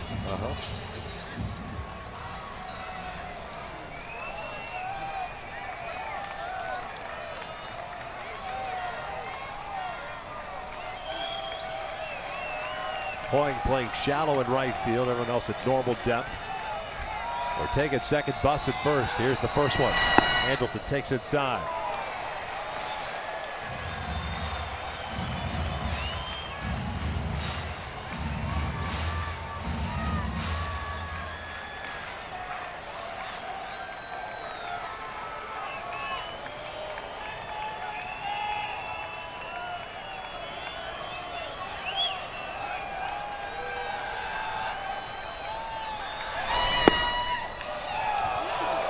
Very bottom part of the strike zone gets called, and it's 1-1.